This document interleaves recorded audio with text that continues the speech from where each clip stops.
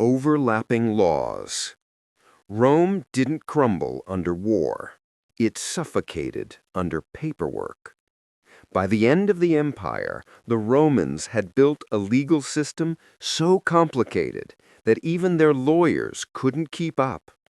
What started as a few sensible rules about property and citizenship turned into an avalanche of decrees, edicts, amendments, and imperial reforms.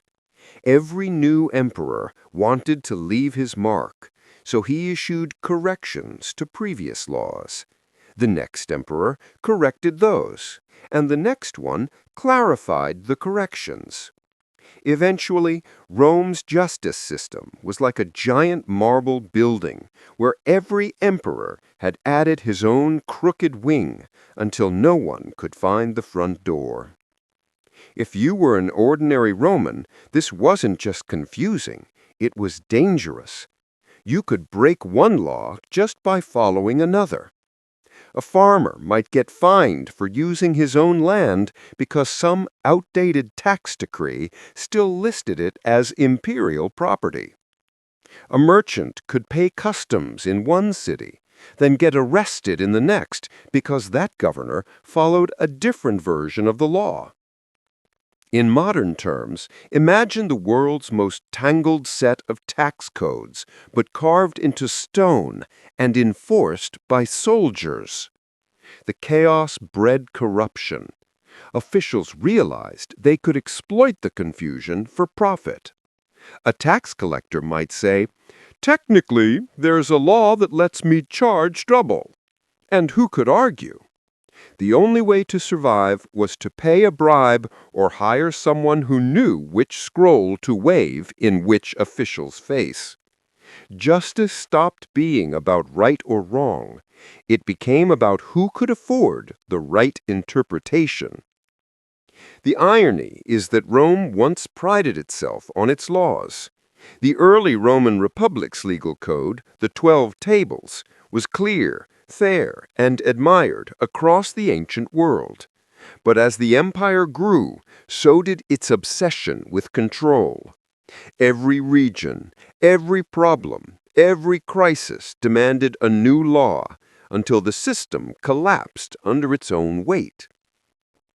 Instead of uniting the empire, the law became a weapon that divided it. Even emperors couldn't fix it. Diocletian tried to clean things up in the late 200s AD, but his reforms just added more bureaucracy. Constantine later ordered massive compilations to organize the legal chaos, but by then governors were already improvising local rules. The East and West each had their own interpretations, and soon Roman law meant something different depending on where you stood. By the time invaders came knocking, the empire's foundations were already cracked. People no longer trusted that Rome's laws protected them. They trusted their local leaders, their churches, or even the barbarians offering simpler, fairer rules. The empire that once gave the world the idea of justice was undone by its own obsession with it. Rome didn't die in one great battle. It died behind a desk, under a pile of scrolls. Inflated bureaucracy. What happens when an empire hires more people to run it than to protect it? By the later centuries, Rome was running on paperwork and paychecks. The empire had become a bloated machine filled with tax collectors, clerks, record keepers, inspectors, surveyors, secretaries, auditors, and sub-auditors, all reporting to someone slightly higher on the food chain. It sounds impressive, but in reality, it was like a giant snake eating its own tail. Thousands of people working to manage the empire's problems while being one of its biggest problems. At first, the bureaucracy made sense. Governing millions of citizens spread from Britain to Egypt required organization. But over time, efficiency turned into obsession. Every emperor, wanting more control, created new offices, new departments, and new special administrators. There was a department for grain, one for roads, one for army pay, one for taxes on donkeys, and even a few for watching over other departments. It got so ridiculous that some officials' entire job was to check if other officials were doing their jobs. And all of them had to be paid. The Roman tax system was brutal on the poor, but strangely kind to the rich. The more administrators Rome hired, the more taxes they needed to collect to pay those administrators. That meant squeezing farmers, craftsmen, and merchants until they could barely survive. Ironically, much of that money didn't even make it to the state treasury. It vanished into the pockets of the same officials collecting it. Corruption wasn't just a side effect, it became the business model. For an ordinary citizen, the empire began to feel less like a protector and more like a parasite. You couldn't trade without a stamp. You couldn't move goods without a license. You couldn't build or sell or even inherit property without filing the right forms. And half the time, no one could agree on which forms those were. People joked that it took longer to get a permit to repair a road than it actually to build the road. The bureaucracy became self-sustaining, an empire within the empire. When emperors tried to cut it down, the clerks and officials found ways to make themselves essential. They created new crises to justify their positions. A cancelled department would reappear under a new name within months. The government couldn't shrink because too many people depended on it, and too few understood how it even worked anymore.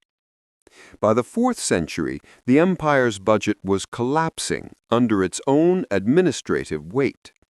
Soldiers went unpaid. Roads crumbled. Provinces rebelled, not just out of anger, but out of exhaustion. When the Visigoths invaded, there were more men in offices than in armor. Rome was full of people managing the empire, but almost no one saved it. The fall of Rome didn't just come from enemies at the gates. It came from clerks behind desks, stamping and sealing the life out of the world's greatest civilization. Constant civil wars. Some Roman soldiers lived their entire lives without ever fighting a foreign enemy, only other Romans. At its peak, Rome's legions were feared across the world, but by the empire's later centuries, they weren't fighting Persians or Goths anymore. They were fighting each other for whoever promised the biggest paycheck or shortest campaign. The Roman army, once the iron backbone of the empire, became its most dangerous parasite. It started with something simple: power. Every general dreamed of becoming emperor, and with legions loyal not to Rome but to their commander, all it took was one speech and a few gold coins for soldiers to march on their own capital. Between 235 and 285 AD, just 50 years, Rome had more than 20 emperors, most of them killed by their own men. Historians call it the crisis of the 3rd century. But it was less a crisis and more a non-stop civil war. Imagine it, cities burning not from invasion, but from competing Roman banners. Farmers fled their lands as armies marched back and forth, looting their own empire. Provinces like Gaul and Egypt broke off, forming their own mini-Romes just to survive the chaos. One year, a soldier might fight for Emperor A.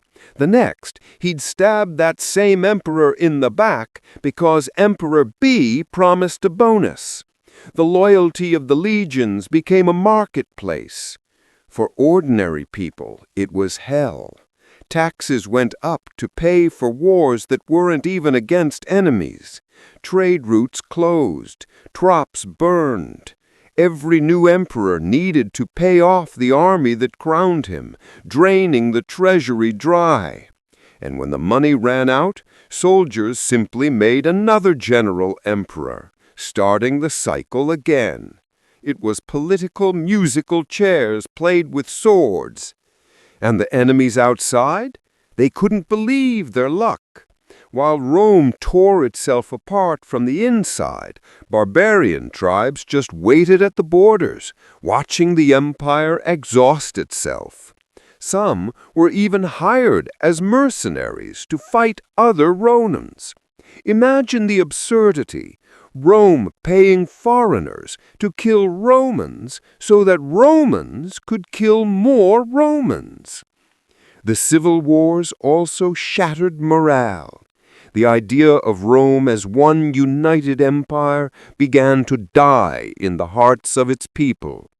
A soldier from Spain or Gaul didn't see himself as fighting for Rome, just for survival. The dream of Pax Romana, the Roman peace, turned into a punchline. The empire's greatest strength, its military discipline, had become its disease. Provincial corruption. Rome claimed it brought order and civilization to its provinces, but what it really brought was landlords in togas. When people think of the Roman Empire, they picture roads, aqueducts, and marble cities, signs of progress. But out in the provinces, far from the glamour of Rome, things looked very different. By the later centuries, being appointed as a provincial governor wasn't a duty, it was a jackpot. You weren't sent there to serve the empire. You were sent to milk it dry before someone else took your seat. Each province had its own mini-empire, ruled by one man, and that man often acted like a king. Governors collected taxes, ran the courts, commanded troops, and controlled trade. In theory, they answered to the emperor. In practice, the emperor was hundreds of miles away, and letters took weeks to arrive, if they arrived at all. So a clever governor quickly realized something. If he kept the local soldiers happy and sent enough money to Rome, nobody cared how much he skimmed off the top.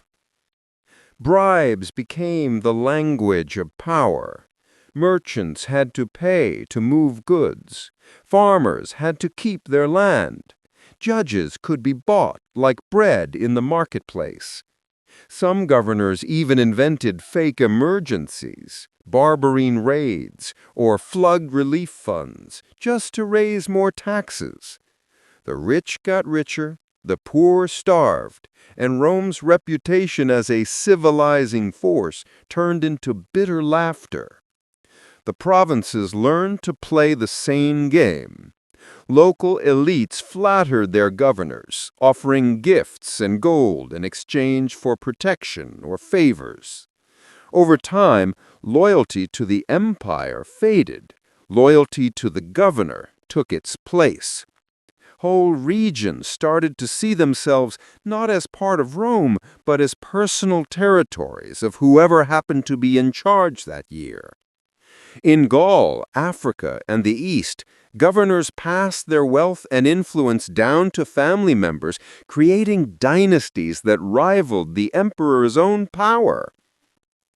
And when Rome weakened, those provincial rulers didn't think twice about cutting ties. Why send taxes to a collapsing capital when you could keep them for yourself? Many of the so-called barbarian takeovers in the West weren't violent conquests at all. They were smooth transitions from one corrupt local ruler to another, just under a new flag. For ordinary Romans living in these provinces, corruption wasn't just annoying, it was daily life. Justice, taxes, protection, everything came with a price. You didn't pray for a fair governor. You prayed for one who was greedy and lazy, because at least then he'd take your money and leave you alone. Rome's empire looked unified on the map, but in reality, it had fractured long before the invasions. It wasn't one empire anymore. It was 100 little kingdoms, each ruled by a man in a white robe, pretending to serve the emperor while building his own. Rome's enemies didn't have to destroy its provinces. The provinces had already learned to rule themselves, just without Rome. Weak succession rules. A torch flickers inside the imperial palace. The emperor is dead, and every man with a sword thinks it's his turn.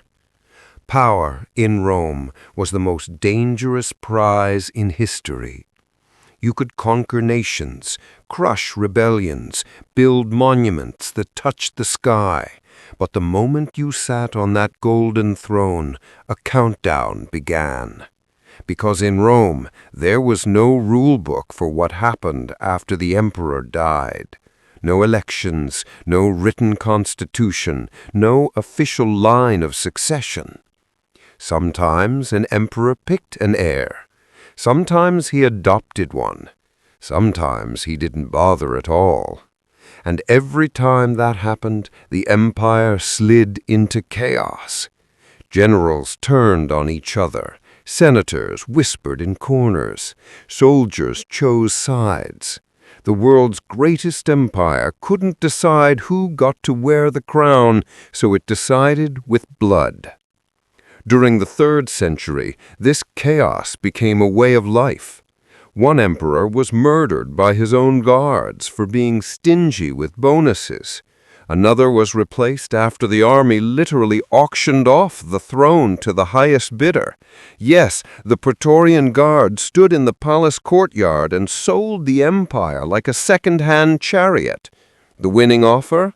25,000 silver coins per soldier. That's how cheap loyalty has become. It was a vicious cycle. A general would seize power, promise riches, and then drain the treasury to keep his soldiers happy. When the money ran out, those same soldiers killed him and found someone new. Over 50 years, Rome went through more emperors than some countries go through presidents in a century, and each change of power came with its own mini-civil war. For ordinary people, it was terrifying. Farmers didn't know who to pay taxes to. Merchants stopped trading because every border now had a different emperor's face on the coin. Whole provinces broke away just to escape the madness. And all the while, outside enemies watched, patiently, as Rome burned its own strength from within. The tragedy wasn't just political, it was psychological. The people who once believed in the eternal empire began to see it as a passing shadow. Loyalty, duty, patriotism, all of it melted away when power became a lottery. Even the army, once the empire's pride, turned into a weapon for hire. The greatest generals were too busy fighting for the throne to defend the borders. In the end, the throne of Rome became a curse. The moment you claimed it, your allies started counting the days until you fell. The empire didn't collapse in one grand explosion. It slowly tore itself apart every time a torch went out in the palace and another greedy hand reached for the crown. Military control of politics. They called it the Roman army, but by the end, it was basically a hiring agency for emperors. Once upon a time, Rome's legions were the pride of the empire. Disciplined, loyal, unstoppable. These were the men who marched across continents, building an empire so vast that maps struggled to contain it. But over the centuries, that loyalty shifted. Soldiers stopped fighting for Rome and started fighting for whoever signed their paychecks. It's not hard to see how it happened. The emperors needed the army to stay in power, but to keep the army happy, they had to pay, reward, and flatter it endlessly. Promotions, land, bonuses, everything came at the soldier's demand. And when the emperor didn't deliver, the army simply replaced him. Generals realized they could trade loyalty for crowns. The battlefield became a throne room with blood in the sand. One by one, commanders turned into kingmakers. If you had enough troops and charisma, you didn't need an election, just a march toward Rome. The legions stationed in faraway provinces like Egypt or Gaul began to see themselves as power brokers. They would declare their general emperor, kill the previous one, and demand payment for their support. It became an empire where the sword was stronger than the law, and the soldiers knew it. For example, Emperor Septimius Severus came to power by marching on Rome with his army, crushing rivals and rewarding his men with massive bonuses. His final advice to his sons summed up the problem perfectly. Keep the soldiers rich and ignore everyone else. It worked for a while, but it also turned the army into a political cartel that was ruled by fear and greed. Imagine being an ordinary Roman citizen during this time. You might go to bed under one emperor and wake up under another, simply because a general on the frontier decided he was bored. The imperial throne became a game of musical chairs, except everyone had a sword, and the music never stopped. The Senate, once the heart of Roman politics, was reduced to background noise. The civilian government meant nothing when the real decisions were made in military camps. The empire's laws, diplomacy, and stability all bent to the will of whichever general the legions loved most this month. And when they didn't love him anymore, they stabbed him, literally, and found someone else to cheer for. It was the ultimate irony. The army that had built the Roman Empire now controlled it like a hostage. Emperors became figureheads. Soldiers became politicians, and power was measured not in votes or merit, but in how many spears pointed your way. By the time Rome finally faced real invasions from outside, its military wasn't united enough to defend it. It was too busy managing promotions, pay raises, and assassinations. The empire that had once conquered the world had turned its greatest weapon inward, and it never recovered. Senatorial irrelevance. The Roman Senate once ruled the world. By the end, it was basically a very expensive clapping committee. In the days of the Republic, the Senate was everything. Senators debated policy, declared war, and managed the vast machinery of the state. To be a senator meant real power. Your words could shape the destiny of nations. But once emperors took over, that proud institution slowly turned into a historical prop. By the time the empire was crumbling, the Senate's only remaining job was to look like it mattered. The transformation was gradual. Augustus, Rome's first emperor, was clever about it. He didn't abolish the Senate. He just made it irrelevant. He smiled, bowed, and pretended to consult them, while everyone knew he'd already made the real decisions behind closed doors. Future emperors followed his script, using the Senate like stage scenery to give their rule an air of legitimacy. As time went on, senators learned to survive by keeping quiet. They traded influence for safety. Speak against the emperor, and you might find your estate confiscated or your head displayed as a political lesson. So instead of arguing, they flattered. Instead of leading, they applauded. Meetings that once shaped the fate of the empire turned into polite ceremonies full of speeches praising the emperor's divine wisdom. It wasn't just humiliating, it was corrosive. Without the Senate acting as a check on power, emperors could do whatever they wanted. Bad laws went unchallenged. Corruption spread faster. Competence stopped mattering. The whole system depended on one man at the top, and if that man was paranoid, cruel, or clueless, everyone suffered. And boy, did Rome get plenty of those. Meanwhile, the Senate itself became a club for the wealthy. Titles replaced talent. Seats were bought, not earned. Many senators didn't even live in Rome anymore. They just collected honors while running private estates far away from the chaos. Some didn't bother to show up to meetings at all, sending letters of agreement instead. To ordinary Romans, the Senate became a joke, a group of aging aristocrats wearing purple stripes and pretending to govern. They still gave speeches, still held processions, still carved their names into marble, but none of it meant anything.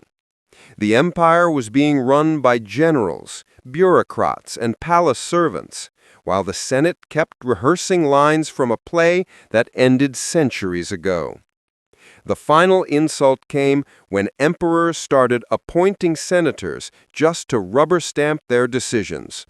Some were too young, others barely literate, but loyalty was all that mattered. It wasn't a government anymore, it was a performance. By the end, the Senate that once commanded legions and shaped history had become a ghost of its former self, a symbol of what happens when people in power stop fighting for relevance and start settling for ceremony. The Republic died with a sword. The Senate died with applause. Political assassinations. In Rome, power didn't change hands, it drew a knife. There was a time when becoming emperor meant immortality in marble and legend. By the end of the empire, it mostly meant an early grave. Over 50 emperors ruled in just a few centuries, and a shocking number of them died violently, usually not on the battlefield, but in their own palace. For the men who ruled Rome, the most dangerous job in the world was sitting on that throne. The pattern was gruesomely predictable. A new emperor would rise to power, often through flattery, bribery, or a short civil war. He'd celebrate with festivals, distribute coins with his face on them, and make promises of peace and prosperity. Then the whispers would start.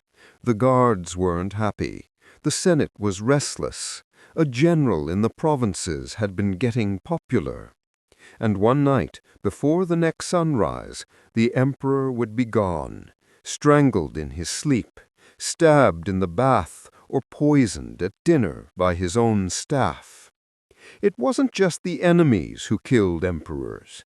It was their friends. The Praetorian Guard, Rome's elite palace soldiers, were meant to protect the emperor. In practice, they became the most dangerous people in the city. They realized they had the power to decide who wore the crown, and they used it. If the emperor didn't pay enough, they'd simply replace him. They were bodyguards with a business model, assassination for profit. One emperor, Caligula, was famously murdered by his own guards after years of cruelty and paranoia. Others didn't even have to be bad rulers, just unlucky. Pertinax tried to reform the army's spending habits and was cut down within 3 months. Aurelian, one of Rome's most competent emperors, was murdered by his own secretary, who forged a kill list and panicked when he thought his name might be on it. The empire didn't just lose rulers, it lost its sense of safety. For the average Roman citizen, it was like living under a thundercloud. Every few years brought another assassination, another new emperor, another round of loyalty oaths. Statues were torn down, coins melted, names erased from monuments, sometimes within months. The idea of stable leadership vanished. People stopped caring who was in charge because they knew it wouldn't last. And the assassins? They often met the same fate. The guard who killed one emperor might be executed by the next. The poisoner might be poisoned. The empire became a carousel of murder, spinning faster every generation. It's easy to imagine Rome falling to invaders or plagues, but in truth, it first fell to paranoia. When every throne is built on betrayal, there's no such thing as loyalty, only survival. The blood of emperors didn't just stain marble floors, it soaked into the foundations of the empire itself. The Romans once said, "He who kills the tyrant becomes the savior."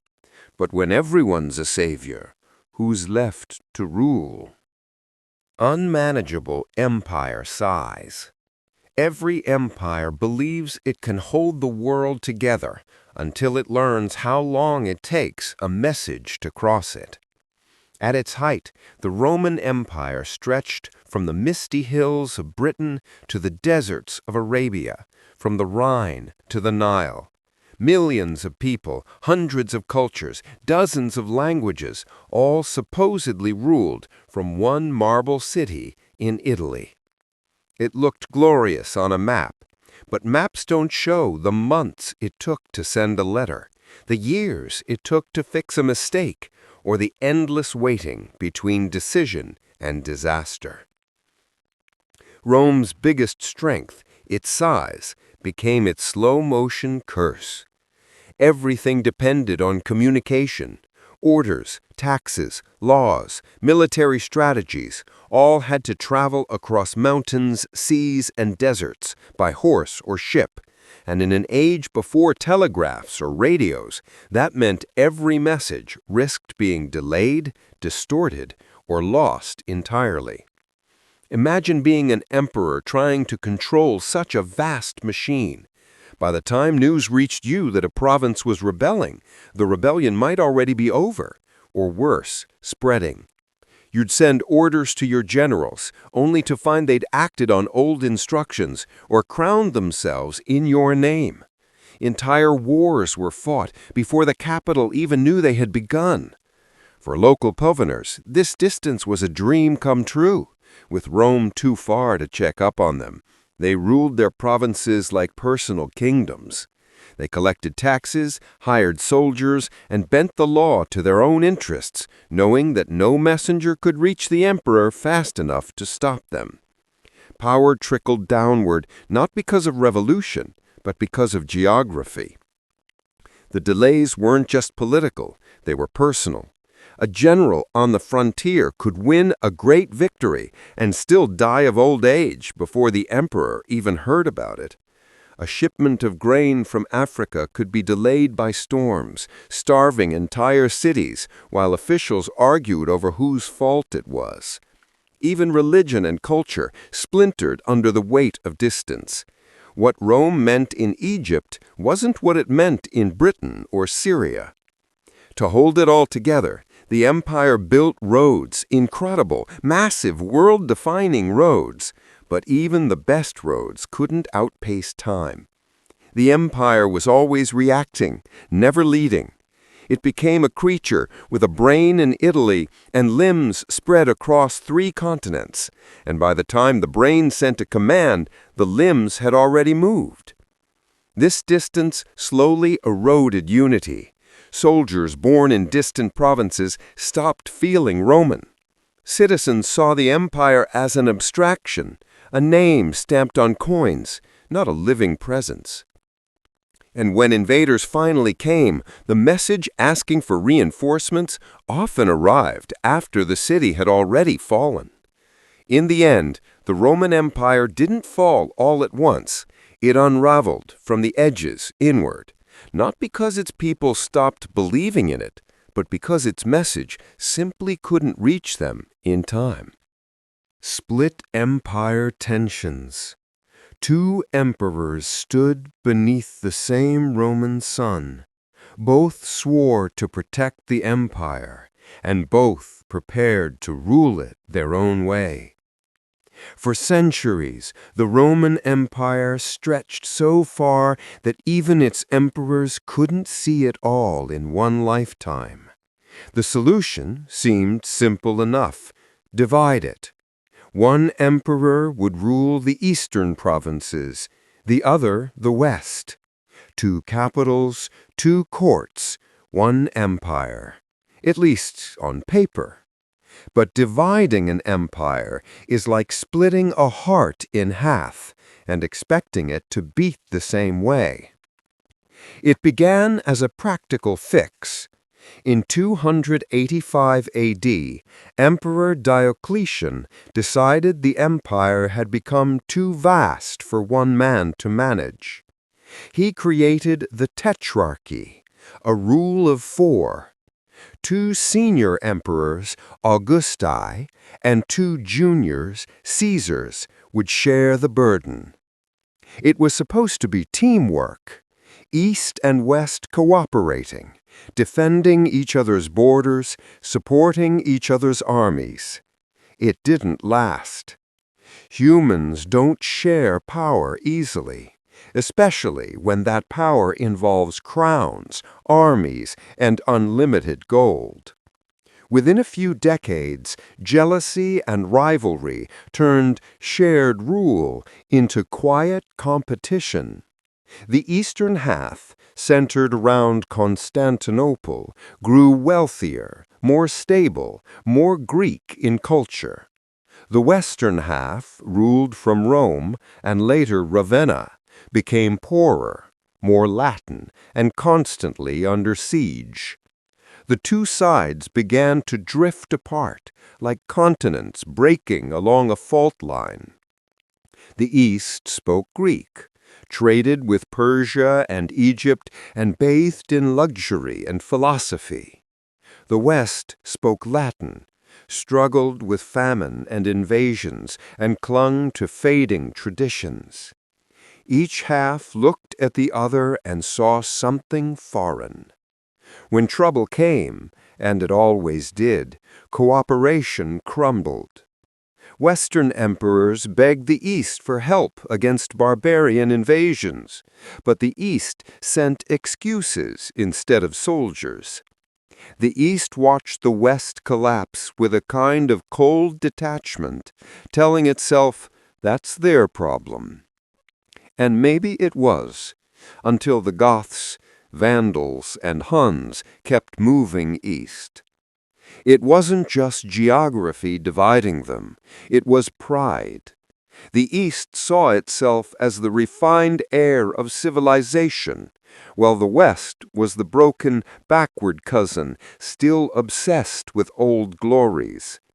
The Roman name survived in the East as the Byzantine Empire for almost another 1,000 years, but it was Roman in name only. The unity that once held the Mediterranean together was gone. For ordinary people, the split meant confusion and abandonment. A farmer in Gaul or a merchant in Spain didn't know which emperor to obey. Soldiers fought under rival banners that both claimed to be Rome. The empire stopped feeling like a single world. and started feeling like two kingdoms awkwardly pretending to still be family. The division that was meant to save the empire actually doomed it. The West needed the East's wealth. The East needed the West's strength. But instead of helping each other, they stood apart, each waiting for the other to fall first. And when the West finally did, the East didn't mourn. It just turned away. Recruitment shortages. A Roman officer once looked across his campfire and realized not a single man around him was actually Roman. In the early days, joining the Roman army was the greatest honor imaginable. It meant citizenship, pride, discipline, and belonging to something eternal. Every legionnaire believed he was part of history's most powerful machine. But centuries later, the empire's camps looked very different. The banners still flew, the formations still drilled, but the accents had changed. The soldiers came from everywhere but Rome. By the 4th and 5th centuries, Rome had a serious problem. Nobody wanted to fight for it anymore. Centuries of constant warfare, civil conflicts, and political chaos had drained the population. Wealthy citizens dodged service by paying others to enlist in their place. The middle class, the core of Rome's original legions, had either vanished under taxes or fled to safer lives.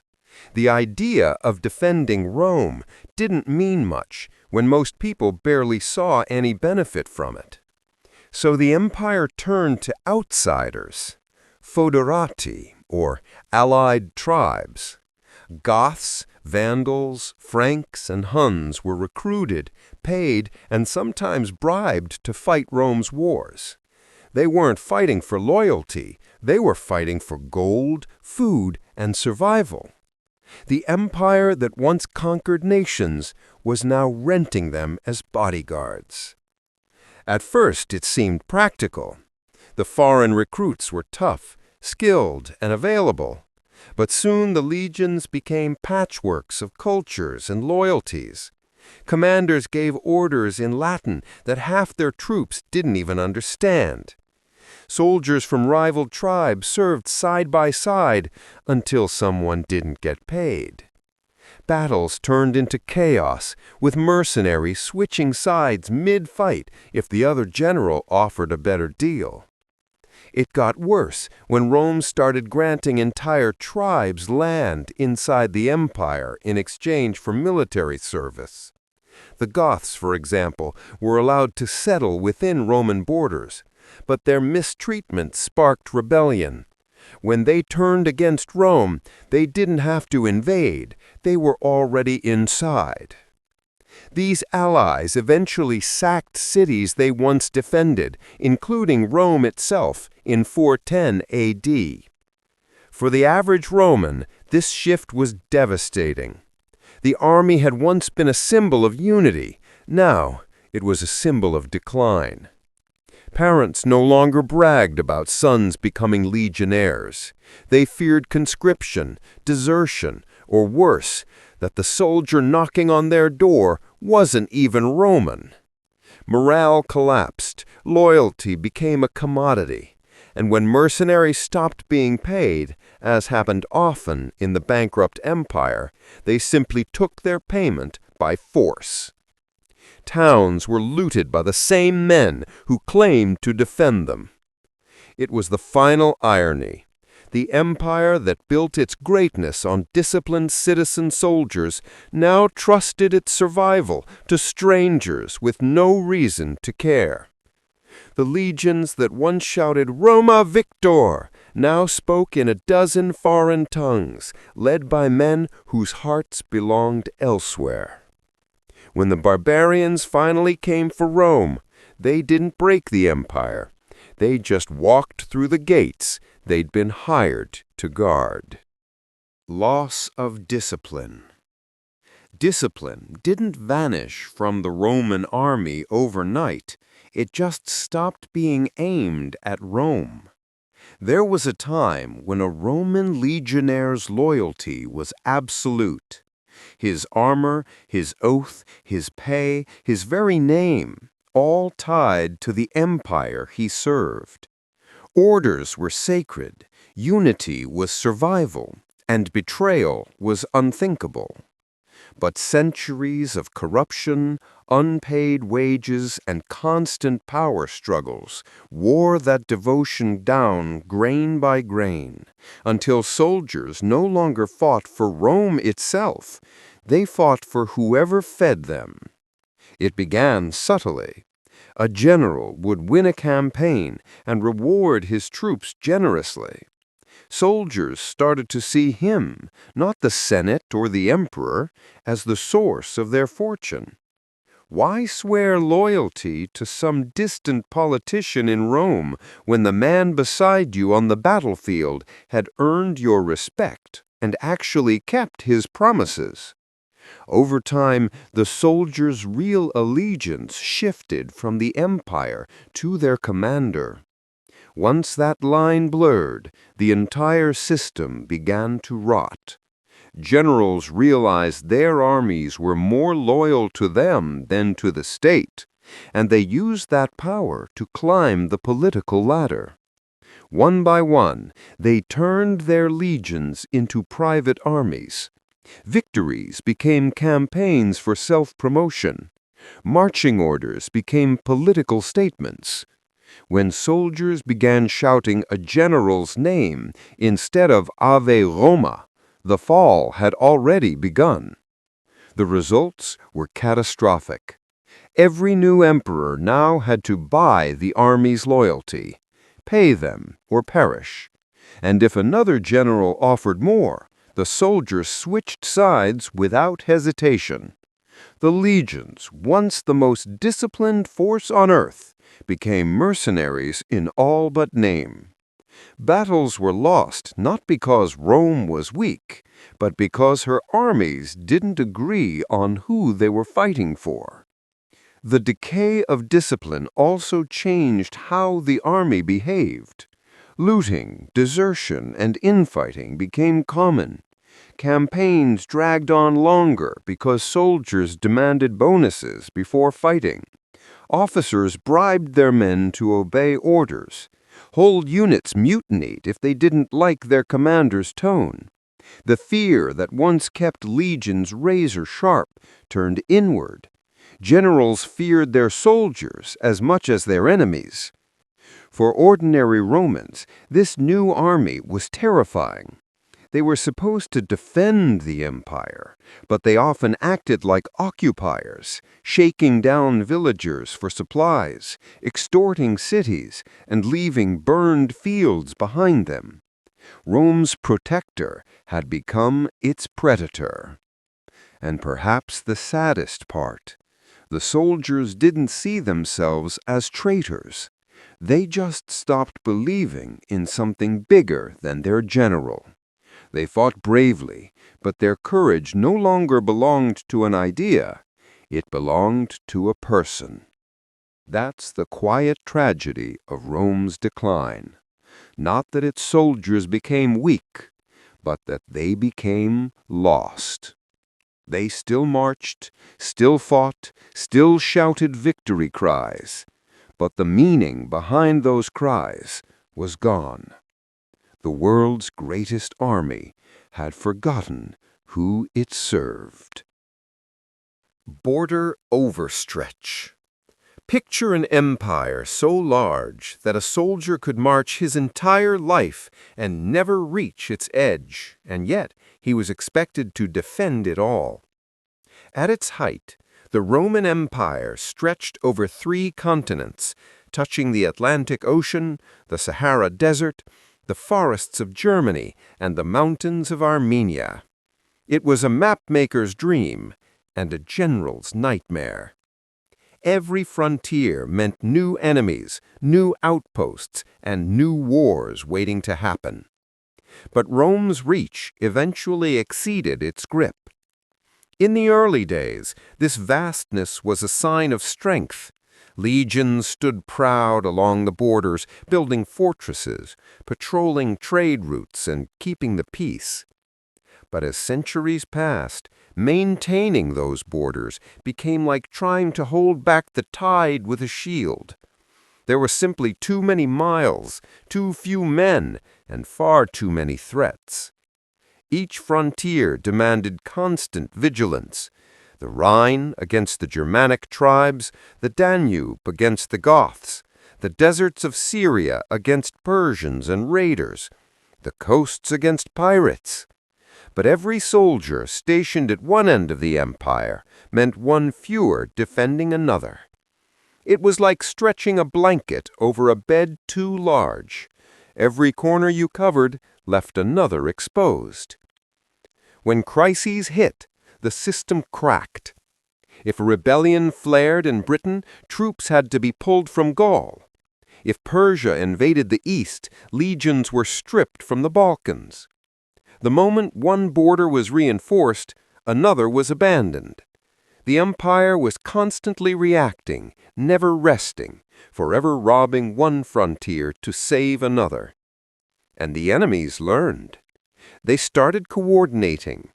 When one tribe attacked in the north, another struck in the south, knowing Rome couldn't defend both. The empire that once moved armies with precision now struggled to respond in time. Even with its legendary roads, it could take weeks or months for reinforcements to arrive. By then, towns were gone, crops were burned, and morale was shattered. Logistics made everything worse. Supplying distant forts with food, weapons, and pay was a monumental task. Caravans had to cross deserts and mountains, often attacked by the very people the soldiers were supposed to fight. Sometimes troops went unpaid for months, sometimes years, and an unpaid army is a dangerous one. Many soldiers deserted or turned to plunder to survive, leaving border towns unprotected. The further the empire expanded, the thinner it became, not just in soldiers, but in trust. Commanders at the edges began acting independently. Governors made local alliances to protect their regions when Rome failed to send help. The empire's outer walls were no longer held together by force, but by improvisation. From the outside, Rome still looked enormous and indestructible, but up close it was fraying. The walls that once marked its strength had become the veins through which its lifeblood leaked away. In the end, it wasn't the barbarians who broke the borders. It was exhaustion. The empire simply ran out of men, money, and time to keep its edges from collapsing inward. The world's greatest empire had drawn a circle too wide for even its legions to hold. Mercenary betrayals. Rome used to conquer its enemies with gold and steel. By the end, it tried to rent them, and they kept the change. As the Roman army thinned out and citizens stopped volunteering to fight, the empire did what desperate powers always do. It outsourced survival. Foreign tribes who once fought against Rome were suddenly hired to defend it. They were called federati, allies, but in truth they were mercenaries with good timing and better negotiators. At first it seemed like a clever move. The empire had gold, and these tribes had warriors. So Rome paid them to patrol borders, guard roads, and fight other tribes. It was cheaper than raising new legions, and faster than training citizens who no longer wanted to die for politics. But mercenaries don't fight for patriotism. They fight for profit. And when the payments slowed, loyalty evaporated faster than spilled wine in the desert. The irony is painful. The same Goths, Vandals, and Franks who once feared Rome now protected it, and sometimes plundered it while protecting it. Governors watched helplessly as allied forces raided nearby villages for supplies. Rome's bureaucrats pretended not to notice, afraid that firing them might start a rebellion they couldn't afford to fight. Many of these mercenaries played both sides. If a rival emperor or invading tribe offered more gold, they switched allegiances overnight. A general might ride into battle flanked by foreign allies in the morning and face them as enemies by sunset. Some didn't even bother with pretense. They demanded better pay mid-campaign, threatening to walk unless Rome doubled the bounty. And Rome, too broke to replace them, usually agreed. The turning point came when these hired tribes realized something powerful. Rome needed them more than they needed Rome. That imbalance flipped the empire's entire relationship with its own army. In 378 AD, the Gothic mercenaries who had been allowed to settle within Roman lands rebelled after years of mistreatment and unpaid wages. The result was the Battle of Adrianople, a massacre where the Goths destroyed a Roman army and killed the emperor himself. From that point on, mercenaries stopped pretending. They began carving up pieces of the empire for themselves. The Vandals took North Africa, the Visigoths took Spain, the Franks took Gaul. What started as temporary contracts turned into permanent occupations. Rome had accidentally outsourced its own destruction. For ordinary Romans, it was chaos. Imagine seeing foreign soldiers guarding your city gates, only to wake up one morning and find the same men looting your home because someone else offered them more silver. The empire that once prided itself on order had turned into a market where loyalty was for sale, and the highest bidder rarely paid in coins. In the end, the mercenaries didn't betray Rome out of malice. They just followed the logic Rome taught them. Everything has a price. Unfortunately for the empire, its treasury and its integrity were already empty. Rome didn't lose its borders in battle. It pawned them off to the cheapest army money could buy. Decline in military innovation. The moment an army starts believing it can't be beaten, that's the moment it begins to lose. For centuries, the Roman army was unstoppable. Its legions were the envy of the world, disciplined, precise, terrifying. They built roads, conquered continents, and forged an empire through sheer organization and skill. But as time went on, the army that once reinvented warfare became trapped in its own legend. The Romans stopped adapting because they thought they didn't need to. In the early days, Roman generals were innovators. They borrowed ideas from enemies and made them better. Greek phalanxes became flexible maniples. Barbarian cavalry tactics were studied and copied. Siege weapons evolved into works of engineering genius. Rome's power came not from stubbornness, but from adaptation. Then came the comfort of dominance. When you've ruled the world for centuries, it's easy to believe the old ways will always work. By the later empire, the legions still marched in their proud rectangular formations, heavy armor, short swords, tight ranks against enemies who no longer fought that way. The world around them had changed. Cavalry warfare was on the rise. Nomadic horse archers from the steppes moved faster, struck harder, and vanished before the legions could react. But Rome refused to evolve. It kept training its soldiers to fight battles that no one was fighting anymore. New technologies were ignored or dismissed. Armor grew heavier, even as mobility became more important. Commanders stuck to rigid tactics, believing discipline alone would overcome chaos. It was like bringing a chessboard to a boxing match, organized, brilliant, and completely useless once the punches started flying. Part of the problem was pride, part was bureaucracy. The empire's military command was tangled in tradition. Generals were promoted for loyalty, not creativity. Suggesting a new tactic could be seen as disrespect to Rome's glorious past. The army had manuals, rituals, and regulations for everything, except for change.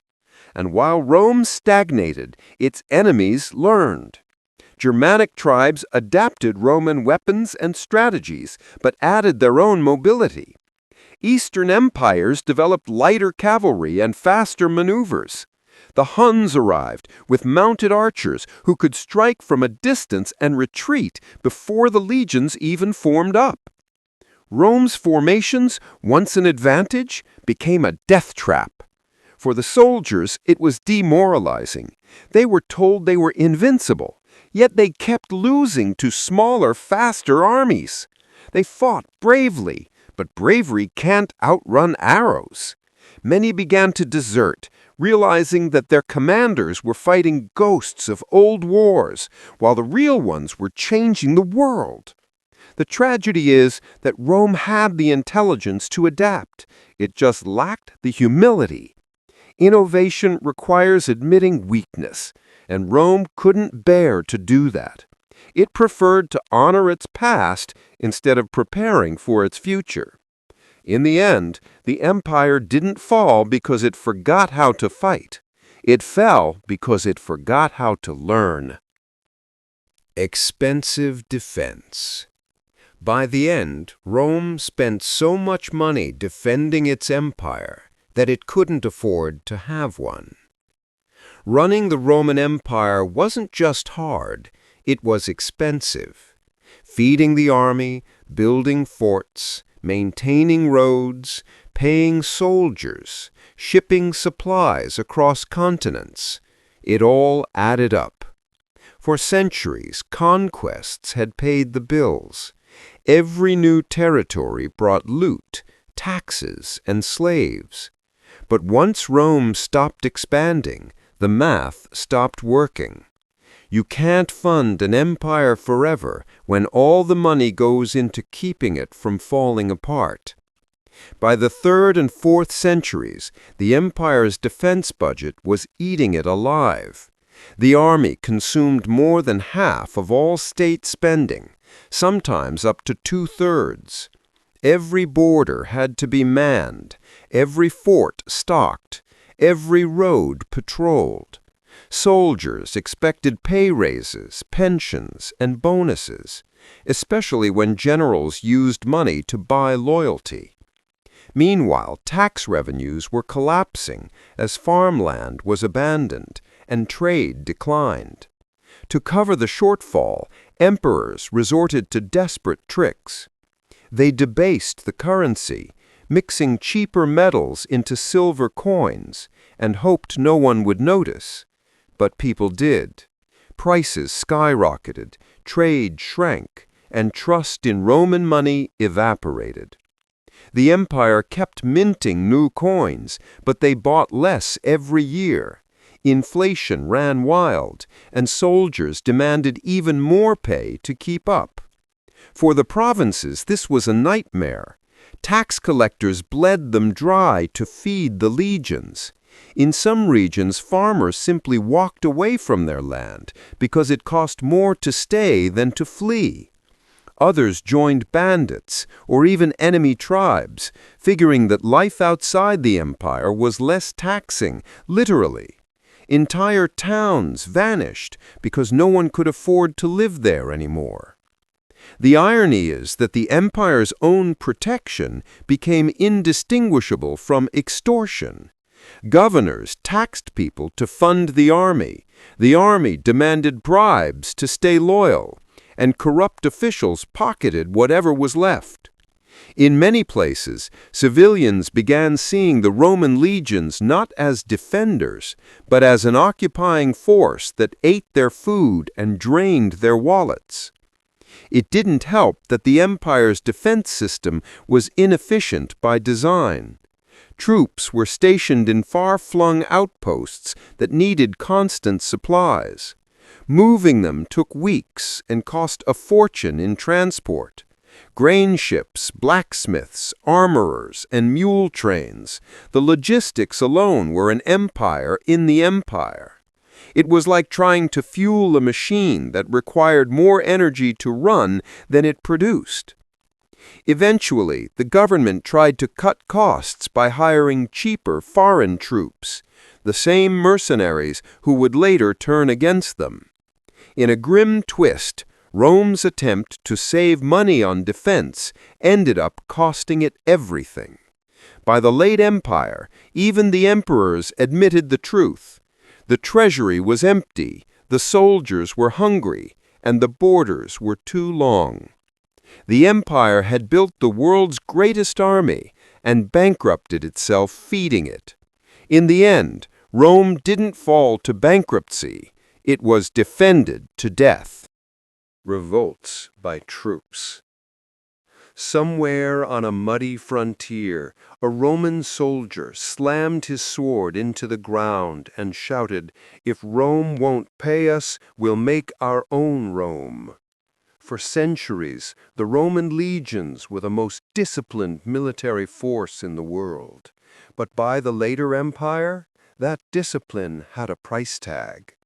Soldiers were exhausted, underpaid, and watching their empire crumble, while politicians back home lived in luxury. So when the pay stopped coming, or came in worthless, debased coins, the soldiers stopped marching. Revolts became almost routine. Entire legions would refuse orders until their demands were met. Higher wages, better rations, early retirement, or simply a share of the loot. The generals who ignored them didn't stay generals for long. In the 3rd century, the army realized a dangerous truth. They had the real power. After all, who could stop an emperor's army if that same army decided to stop listening to the emperor? Sometimes the rebellions weren't about money at all. Soldiers wanted stability. They were tired of being shipped across continents, fighting endless wars that made no sense. So they began crowning their own leaders, generals they trusted, men who marched and bled beside them. A commander might wake up one morning surrounded by cheering soldiers, calling him Augustus, Emperor of Rome. The problem? There was already an emperor in Rome. That's how civil wars started, not from ideology, but from unpaid salaries. One mutiny after another tore the empire apart. Between 235 and 284 AD, over 20 emperors rose and fell, most killed by their own troops or rival armies. Some ruled for only a few months before being executed or betrayed. For the average Roman, the empire began to feel like a parade of short-lived rulers, each backed by soldiers who expected massive rewards for their loyalty.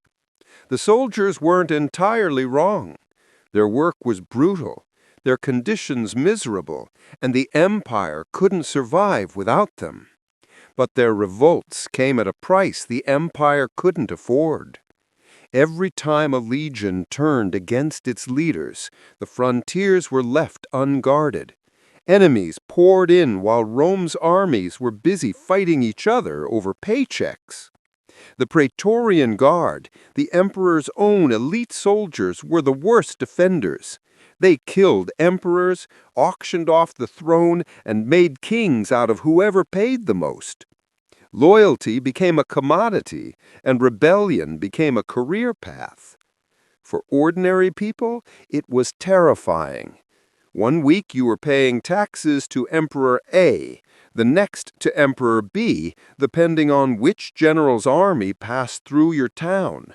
Each new emperor raised taxes again to pay the soldiers who had put him in power, creating a vicious loop that destroyed the economy and drained public trust. In the end, Rome's soldiers stopped being its defenders and became its negotiators, armed, angry, and always aware of their worth. The empire's fate no longer rested in marble halls or senate votes, but in the mood of men in armor. Rome had conquered the world through discipline. It lost it through disobedience.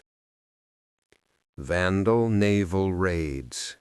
Flames reflected off the water as ships with black sails glided toward the coast, and for the first time in centuries, Rome realized the sea no longer belonged to her. For most of its history, the Mediterranean was called Mare Nostrum, our sea. It was Rome's lifeline, its highway, its moat of safety. Every grain ship, merchant vessel, and war galley that sailed across it was a symbol of Roman control. But by the 5th century, that illusion shattered. The Vandals, once a wandering Germanic tribe, had become masters of the waves, and they used the empire's own sea to destroy it. It started after the Vandals crossed from Spain into North Africa in 429 AD. Within a decade, they had seized Carthage, the jewel of Rome's African provinces and the empire's biggest source of grain and trade revenue. From there, they built something no barbarian tribe had ever managed, a navy. Their ships were fast, brutal, and seemingly everywhere at once. The Romans, once the unmatched rulers of naval warfare, were suddenly outsailed and outsmarted. The raids began as small attacks. Coastal villages burned, merchant ships hijacked, trade routes disrupted. But they escalated fast. The Vandals learned how dependent Rome was on imported grain, wine, and goods from Africa. By cutting off those supplies, they weren't just attacking ports, they were starving entire cities. In 455 AD, the Vandals did the unthinkable. They sailed straight into the heart of the empire and sacked the city of Rome itself. No massive army, no drawn-out siege, just ships arriving from the sea, docking at the Tiber, and unloading chaos. The capital of the ancient world, once untouchable behind its legions and fleets, was looted for 2 full weeks. Statues, gold, art, even holy relics, all taken. The word vandalism was born from that event, and for good reason. What made it worse was how helpless the Romans were. Their once mighty navy had decayed from neglect and corruption. Shipyards were empty, harbors unguarded. The empire had spent so much money fighting land wars that it forgot the sea could turn hostile. Governors begged for reinforcements, but the fleets never came. There was no longer a Roman sea, only open water filled with enemies. For coastal towns, the terror was constant. Lookouts scanned the horizon every night, hoping not to see the dark sails of Vandal ships. People fled inland, abandoning entire stretches of coastline. Trade collapsed, food prices soared, and famine followed. Even the Eastern Empire, wealthier and better defended, couldn't control the Mediterranean anymore. It was a symbolic turning point. The sea that once connected the empire now divided it. The Vandals didn't just steal Rome's wealth, they stole its confidence. When even the water was no longer safe, people stopped believing in the idea of Rome. Germanic integration failures. When the Gothic families first crossed into Roman lands, they came not as invaders, but as refugees, and Rome welcomed them, thinking it could turn them into Romans. At first, it sounded like a smart deal. The empire was short on soldiers and taxpayers, and these Germanic tribes, Goths, Vandals, Burgundians, Franks, were looking for land and safety from the Huns. Let them settle inside the borders, give them farms, teach them Roman ways, and in time they'd become loyal citizens. But what Rome saw as a peaceful partnership quickly turned into cultural chaos. The Romans had built their identity on order, law, and hierarchy. The Germanic peoples lived by tribal customs, kinship, and loyalty to local leaders. They didn't see themselves as Romans, and Rome never truly saw them as equals. They were tolerated, but not trusted. The empire called them foederati, allied peoples, but it was less an alliance and more a ticking clock. When the Goths entered the empire in 376 AD, they were promised food and land in exchange for military service. But corrupt Roman officials exploited them, selling them rotten supplies at inflated prices. Starving and desperate, the Goths rebelled. The result was the Battle of Adrianople, where they annihilated a Roman army and killed Emperor Valens, one of the most humiliating defeats in Roman history. After that, everything changed. The empire kept inviting more tribes in, hoping each new agreement would stabilize the borders, but each tribe came with its own customs, language, and leaders. They settled on Roman soil, but didn't blend into Roman culture. They had their own laws, their own councils, even their own gods. What looked like integration on paper was actually the slow creation of dozens of mini kingdoms inside the empire's walls. The army became just as divided. Germanic recruits filled the ranks, rising to positions of command, sometimes even surpassing Roman-born officers. Many were loyal, until they weren't.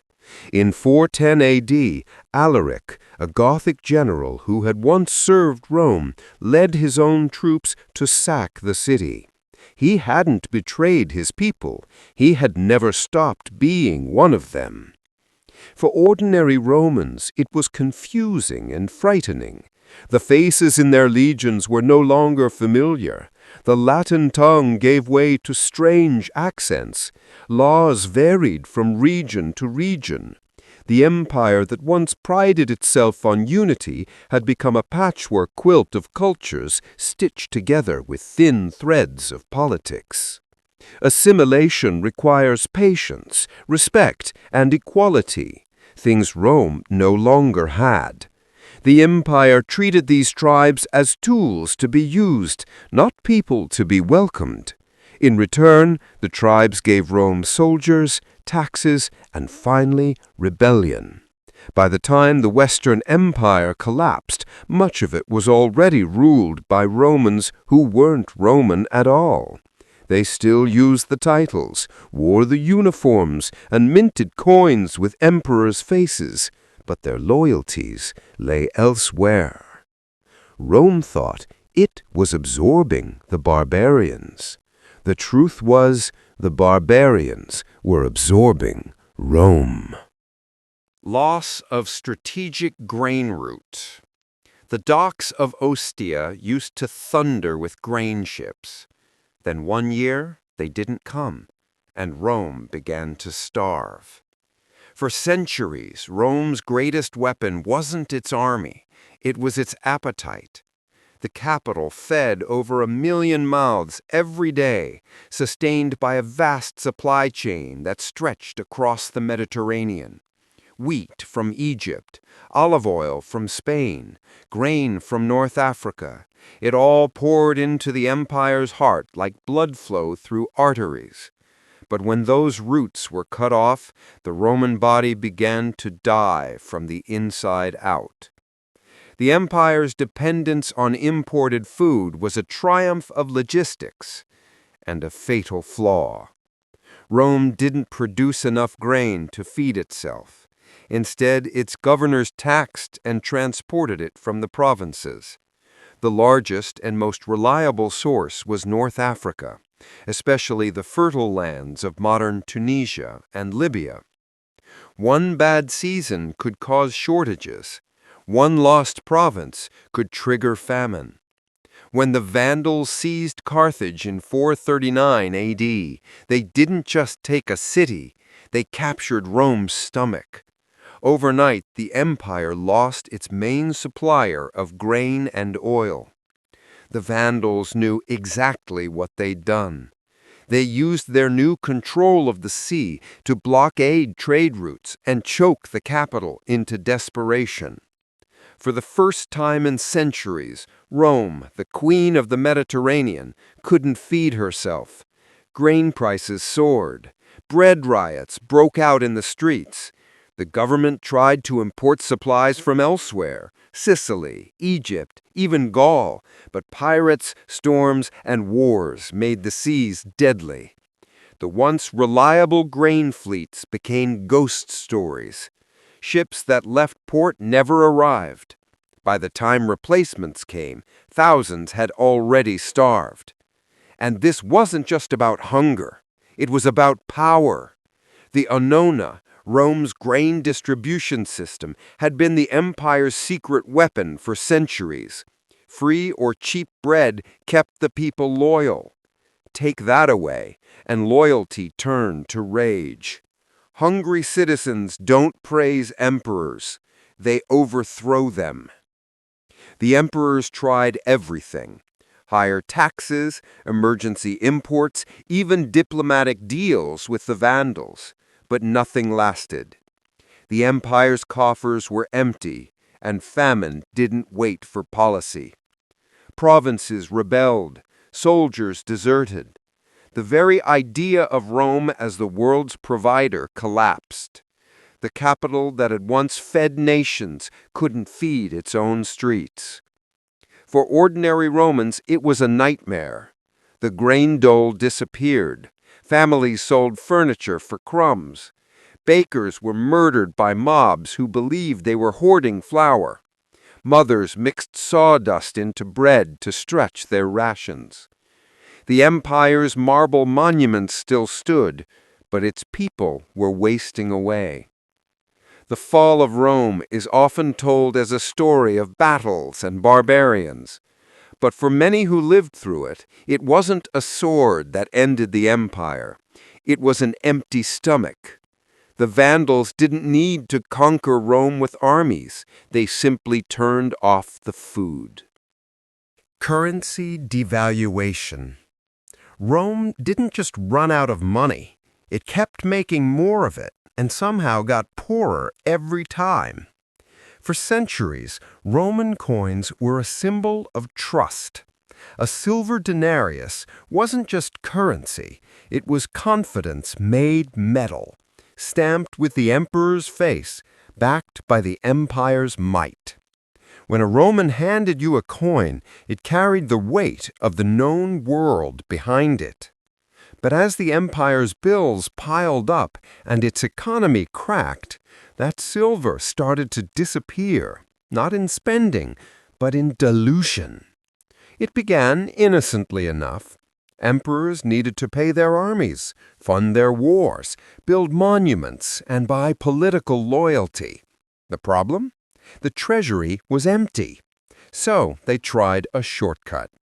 Mint more coins using less silver. A denarius that once contained 95% silver slowly slipped to 80%, then 50%, then almost none at all. The coins still looked shiny, still bore imperial portraits, but under the surface they were barely worth the metal they were made from. At first, people didn't notice. A coin was a coin, until merchants began biting them to test the metal. Soon traders demanded more coins for the same goods. Prices rose, taxes followed, and the average Roman realized their savings were shrinking while their pockets stayed heavy. Inflation, once a word no one knew, became a way of life. For the soldiers, this was more than annoying. It was betrayal. They were promised pay in silver, but what they got was tin dressed up in glory. Angry legions demanded raises to make up for the worthless coins, and emperors, afraid of mutiny, simply printed even more. It was a spiral that no one could stop. By the 3rd century, the Roman economy had become a hall of mirrors. Farmers didn't want to sell grain for fake money. Artisans refused payment in coins that rusted. The state tried forcing people to accept them under penalty of death. But fear doesn't fix an economy. People began bartering again, bread for tools, wine for cloth. The empire that once prided itself on its vast, organized economy was back to trading like a village market. The devaluation didn't just wreck trade, it destroyed trust. Once people stopped believing in their money, they stopped believing in the system that prints it. Inflation hollowed out Rome's middle class, driving more people into poverty. The rich hoarded gold. The poor hoarded whatever they could eat. Confidence, the invisible glue that holds economies together, crumbled. In a desperate move, Emperor Diocletian tried to reset everything with new currency and strict price controls. He even threatened execution for overcharging. It didn't work. The problem wasn't greedy merchants. It was a government trying to spend its way out of collapse with coins that meant nothing. Rome's fall wasn't just military or political. It was financial. The empire's money looked the same, but its value was gone, just like the empire itself. When your currency becomes an illusion, so is your stability. Tax farming abuse. A farmer once said he feared the tax collector more than the barbarians. At least the barbarians didn't come every year. In theory, Roman taxes kept the empire running. Roads, armies, aqueducts, festivals, everything.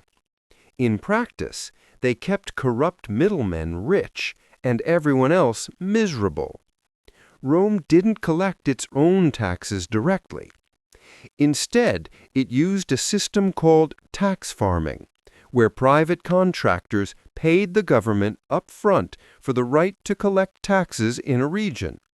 Whatever they collected beyond that was theirs to keep. You can guess how that went. Imagine giving someone permission to collect what's owed, and then letting them decide what owed means. Tax farmers, called publicani, became some of the most hated men in the empire. They arrived in villages with soldiers and scribes demanding money, livestock, grain, or anything they could seize. They didn't care if the harvest had failed, or if your family was starving. If you couldn't pay, they took your animals, your tools, even your children as debt servants. At first, this system worked, on paper. It brought quick cash to the imperial treasury and saved the bureaucracy the hassle of collecting taxes across thousands of miles. But greed has a way of finding cracks. Tax farmers learned they could make fortunes by inflating the numbers. A poor farmer might owe 1 coin. The collector demanded 3. He'd pocket the extra 2 and blame new imperial decrees. There was no appeal, no oversight, and no mercy. Even worse, many governors were in on it. They sold tax rights to their friends or took bribes to look the other way. The empire's own laws, already tangled and confusing, gave the collectors endless loopholes. Some tax farmers bought influence in Rome itself, ensuring they were never punished no matter how cruel their methods. For them, the empire wasn't a nation, it was a business venture. For ordinary Romans, especially in the provinces, this wasn't just unfair, it was unbearable. People fled their farms to escape taxation, leaving once fertile lands empty. Others joined rebel groups or bandits, striking back at the system that had stripped them of everything. Entire regions depopulated because citizens realized they were safer outside the empire's borders than within them. Even emperors eventually realized how bad it had gotten. Augustus tried to regulate tax farming, Diocletian tried to replace it with state collectors, but the corruption had already infected the foundation. Every fix created new opportunities for exploitation. The empire could punish a few greedy men, but not an entire culture built on greed. By the end, the system was cannibalistic. The empire taxed people to fund its army, paid the army to enforce the taxes, and then taxed the survivors again to cover the shortfall. Each layer fed on the one below it. Tax farming was more than economic failure. It was moral collapse. The empire that once prided itself on law and justice had turned extortion into public policy. Rome didn't just lose its wealth, it lost its soul, one collection at a time. Trade route disruptions. The same sea that once carried Rome's fortune began carrying fire. Ships burned on the horizon where merchant sails used to shine. For centuries, the Mediterranean was Rome's pride. They called it Mare Nostrum, our sea. It was the empire's beating heart, a shimmering highway connecting its provinces. Grain from Egypt, glass from Syria, olive oil from Spain, spices from the East. Everything flowed across those blue waters toward the empire's hungry cities. Trade was the bloodstream of Roman civilization. And when that bloodstream was cut, the empire began to wither. The trouble started subtly. Wars along the frontiers made it harder to patrol trade routes. Pirate bands, once scattered nuisances, began organizing. They struck merchant convoys, raided ports, and captured ships for ransom. Even Roman naval commanders couldn't stop them all. There were simply too many, and the navy was stretched thin by land wars and corruption. Soon entire regions became unsafe for trade. The once bustling ports of North Africa and the eastern Mediterranean fell silent as merchants refused to risk their lives. Shipping insurance, yes, even back then, skyrocketed. Trade guilds collapsed. The rich stopped investing in overseas goods, and the middle class lost its access to the imports that kept Roman life comfortable. Pepper, silk, linen, grain, the essentials of Roman luxury and survival, became scarce and unaffordable. Then came the wars. Civil wars, foreign invasions, and internal rebellions turned safe harbors into war zones. Provinces once famous for exports became battlegrounds. Egypt, the empire's main breadbasket, fell into chaos more than once, choking the grain supply that fed Rome itself. Every ship lost meant more empty stomachs in the capital. Even the empire's great road system couldn't replace the sea. Moving goods by land was slow, dangerous, and expensive. A single storm could destroy a fleet, A single raid could destroy an economy. The empire that had once ruled the waves became a spectator as its maritime empire dissolved around it. The psychological blow was immense. For Romans, control of the sea wasn't just economic, it was identity. Their fleets had crushed Carthage, conquered Greece, and secured the known world. Losing the sea meant losing control of their destiny. The name RC became a sad joke whispered by sailors who could no longer afford to sail. For ordinary people, the collapse of trade meant hunger and poverty. Prices for food and goods soared. Artisans lost their materials. Cities dependent on imports, like Rome and Constantinople, saw markets empty and streets fill with beggars. Pirates didn't just steal cargo, they stole stability. The empire tried to fight back with new fleets, new taxes, and new governors, but every solution came too late. The sea that once united the Roman world now divided it. Provinces grew isolated, and local economies shrank into survival mode. The empire that had once ruled the waves became a spectator as its maritime empire dissolved around it. Decline of urban centers. At night, the streets of once bustling Roman towns fell silent, the baker's oven cold, the fountains dry, and only the wind left to wander the forum. For centuries, Rome's cities were its pride.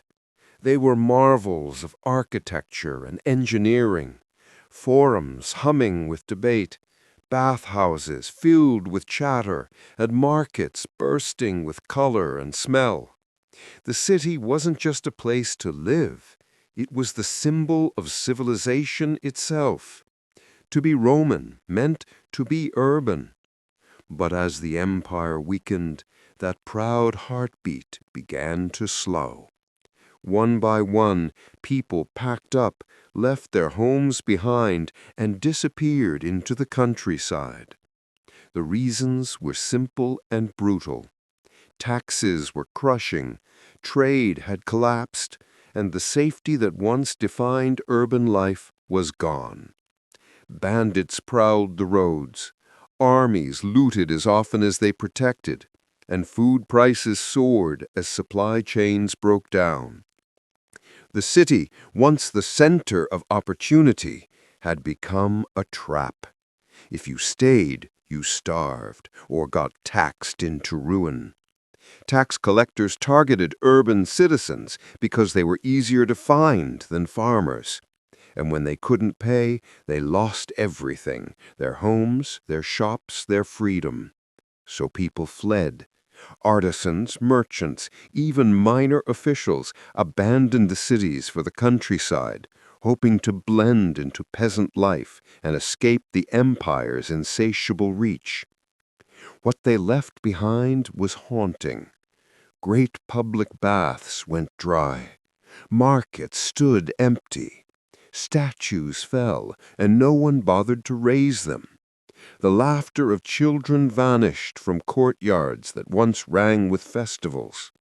In many cities, weeds pushed through the cracks of marble pavements that had once echoed with senators' sandals. Temples became barns. Amphitheaters turned into fortresses or ruins. The empire that once built cities wherever it conquered now couldn't keep its own alive. Economically, it was a death spiral. Cities had always been centers of production, trade, and administration. Once they emptied, the flow of goods and taxes collapsed further. Bureaucrats abandoned offices, craftsmen lost their markets, and money stopped circulating. Even soldiers stationed nearby found themselves short of supplies, since urban workshops no longer produced weapons or uniforms. Culturally, the loss was just as deep. Rome's cities had been where ideas spread, laws, architecture, philosophy, art. As they faded, so did the empire's identity. The countryside was no longer feeding the cities. The cities were retreating into the countryside. The proud urban rumen became a self-sufficient villager, tied not to empire, but to land. For those who stayed, the transformation was eerie. A once crowded neighborhood could empty in months. Whole districts were abandoned, doors left hanging open, families gone overnight. Travelers described cities where goats grazed in the forum and churches stood alone among ruins. Even the eternal city itself, Rome, shrank from over 1 million people to barely a few thousands. It wasn't a single catastrophe. It was exhaustion stretched across generations. People didn't revolt against Rome. They simply stopped participating. The empire's cities died quietly, not from war, but from the steady migration of hope. Rome's marble skeletons still stand today, not as monuments to glory, but as reminders of what happens when the living heart of a civilization walks away. Labor shortages.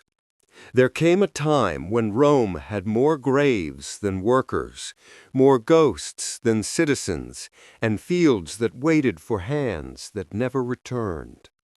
Every empire relies on people to farm, to build, to fight, to govern, but by the later centuries, Rome was running out of them. Plagues, endless wars, and famine had drained its population. Villages stood half empty, workshops closed, and farms lay abandoned beneath the sun. The empire that once overflowed with energy and ambition now suffered from something worse than invasion: exhaustion. It started with disease. The Antonine Plague in the 2nd century and the Plague of Cyprian in the 3rd killed millions. Soldiers carried sickness across provinces, and trade ships spread it between continents. Cities emptied in weeks. Entire families vanished. The survivors fled to the countryside, terrified of crowded places that had once been the pride of Roman life. Even emperors weren't safe.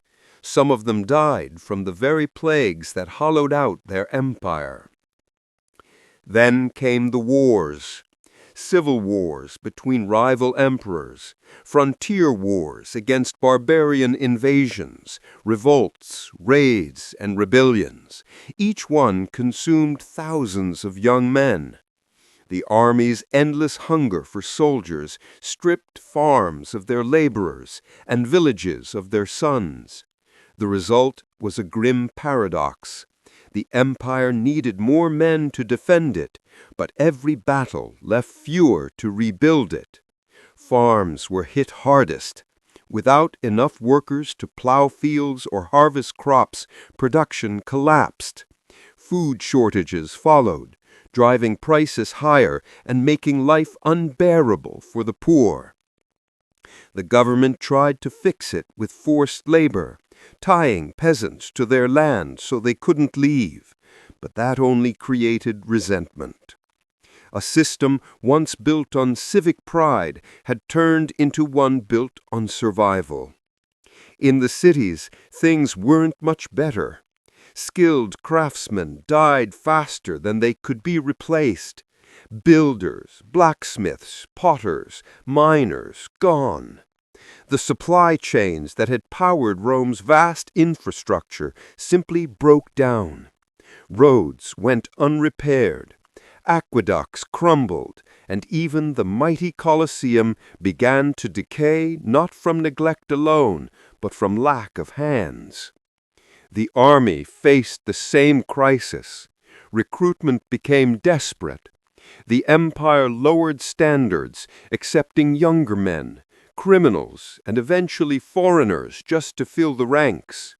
The disciplined legions that had once conquered the world were now a patchwork of whoever was left alive. For ordinary Romans, the change was everywhere. Markets were emptier. Villages were quieter. The hum of work, that everyday rhythm of life, faded. A farmer might look out over his field and see only uncut grain swaying in the wind, knowing there was no one left to help him harvest it. The labor shortage didn't just weaken Rome's economy, it broke its spirit. People began to lose faith in recovery. Generations grew up knowing only decline, born into a world that felt smaller, quieter, and lonelier than the one their ancestors built. In the end, it wasn't a single catastrophe that stole Rome's strength. It was the slow disappearance of its people. You can rebuild walls, refill treasuries, and recruit new armies, but when an empire runs out of hands and hope, it runs out of time. Collapse of small farmers. He used to own the land he plowed. Now he plows it for someone else. For most of Roman history, the small farmer was the backbone of the empire. These were the men who fed the cities, filled the armies, and defined what it meant to be Roman. Self-reliant, disciplined, and tied to the soil. But by the empire's later centuries, that proud class was vanishing. Their farms were being swallowed by massive estates owned by the rich, and with them went Rome's stability, its economy, and its soul. It started slowly, almost invisibly. Wars and taxes bled farmers dry. Each conflict meant higher levies, less manpower, and more debt. Many small landowners were forced to borrow money just to survive bad harvests. When they couldn't repay the loans, they lost their land, and the wealthy elites, senators and governors, bought it up at bargain prices.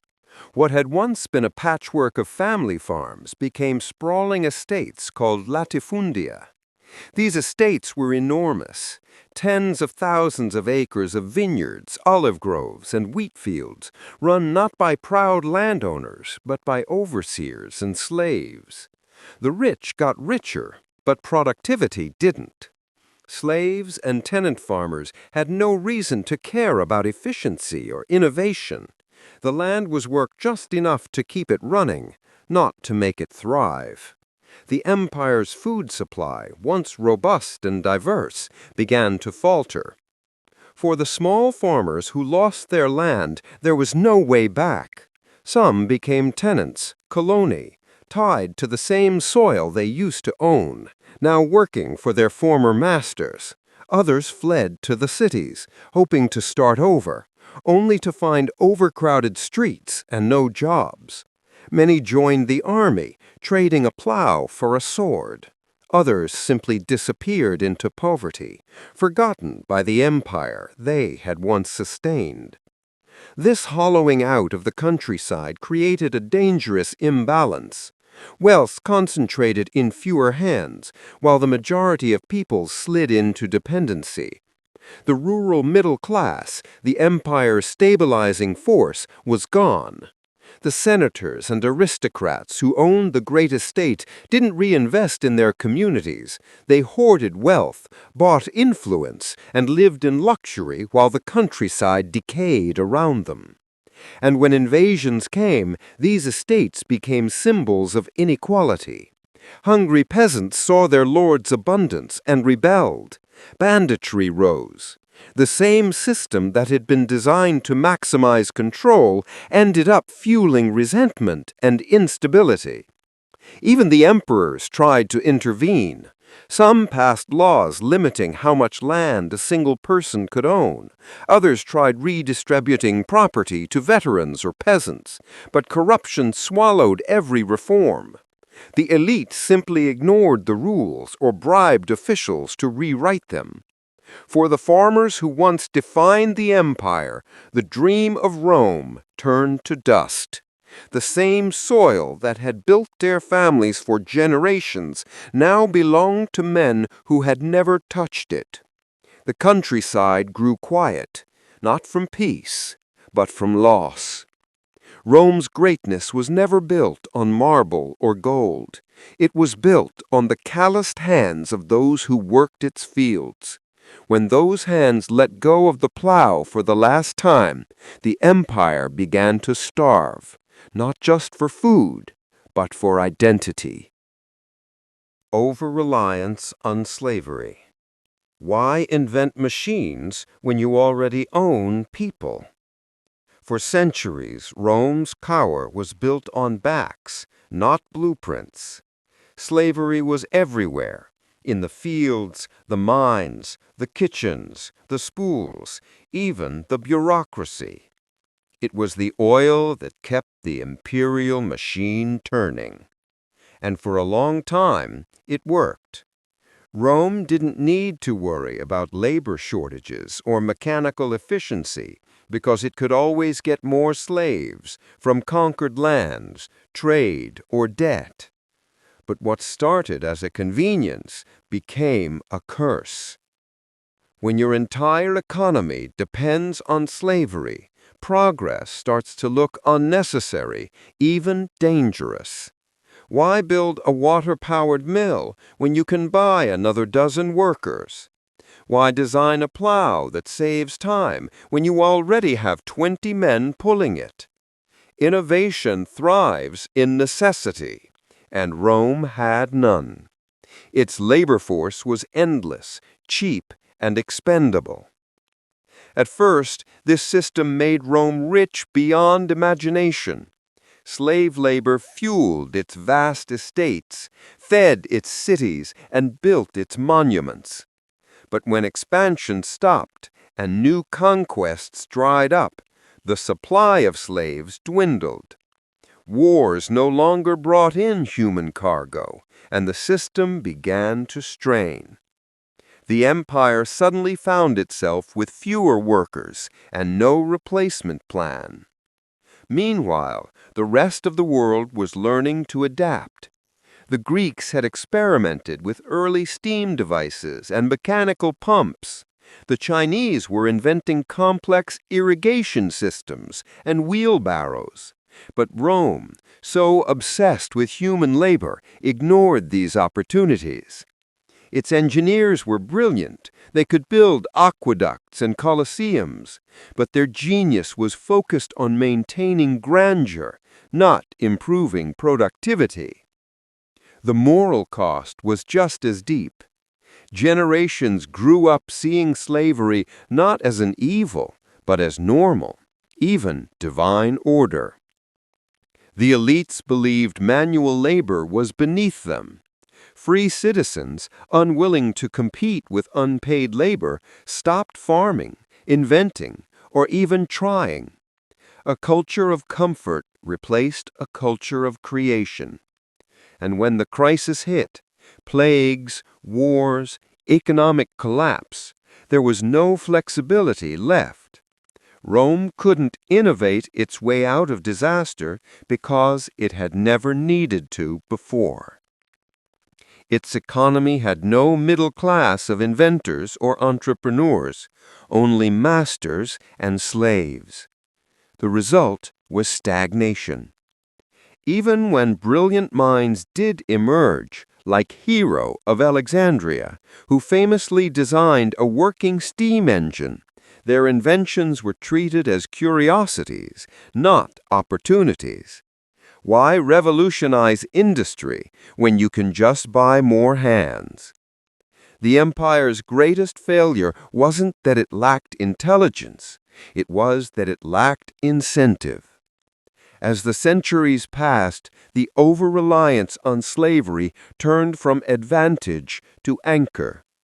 Productivity fell, morale decayed, and innovation died quietly in the workshops that once buzzed with ambition. The empire's greatest monuments, aqueducts, temples, amphitheaters, stood as symbols of power built by a system that couldn't sustain itself. When slavery finally declined, it didn't free Rome. It exposed how hollow it had become. The empire had built its wealth on people it considered tools, and when those tools broke, it had no idea how to build new ones. Rome didn't fail because it was weak. It failed because it was comfortable. Runaway inflation. By the end, a loaf of bread cost more than a house, if you could find anyone still selling bread. Money was supposed to be Rome's greatest invention, the thing that turned conquest into civilization. Coins made trade efficient, armies loyal, and the empire rich. But when those coins lost their value, the entire illusion shattered. What had once been a symbol of stability became a daily reminder that the empire's economy was eating itself alive. Inflation didn't strike Rome all at once. It crept in slowly, like rot in marble. The trouble began when emperors, desperate to fund endless wars, buy the army's loyalty, and rebuild after disasters, started minting more coins without having the silver to back them. Each new coin looked shiny, but contained less real metal. It was as if the empire had started printing promises instead of money. At first, people pretended not to notice, but markets always notice. Merchants raised prices to keep up with the shrinking value of coins. Bread that once cost 1 denarius now cost 10. Soldiers demanded higher pay, which required minting even more coins, which made prices rise again. It became a vicious cycle. The more Rome tried to fix it, the worse it got. By the 3rd century, the situation was absurd. The silver denarius had been reduced to a worthless disk of bronze washed with silver dust. People joked that it cost more to make a coin than the coin itself was worth. Entire sacks of money couldn't buy a loaf of bread. Those with goods to sell stopped accepting coins altogether, insisting on barter, wine for grain, cloth for tools. Rome's economy had literally reverted to the Dark Ages while the empire still existed. Ordinary citizens suffered the most. Salary stayed the same while prices skyrocketed. A soldier's pay could buy a feast one year and barely feed his family the next. Landowners hoarded food instead of selling it, waiting for the next price surge. In some cities, riots broke out over the cost of bread, and the army had to be sent in to keep the peace, an expensive solution that only made the problem worse. Emperors tried everything. Diocletian issued an edict on maximum prices, a kind of ancient price control law that set limits on what everything, from shoes to slaves, could cost. Violators faced death. But you can't legislate trust. Markets ignored the decree. Black markets thrived, and inflation continued to spiral. Even religion and culture weren't safe. Donations to temples dropped. Charities collapsed. The wealthy built private hoards of gold, while the poor melted their household items into crude coins. Inflation didn't just empty wallets, it emptied faith. By the late empire, the money system was so broken that entire regions stopped using Roman currency. Provinces printed their own or used gold by weight, ignoring the emperor's coins altogether. The economic unity that once tied the empire together was gone. In the end, inflation did more than ruin trade. It destroyed trust in the government itself. Military costs. The empire that conquered the world with its legions eventually bankrupted itself, feeding them.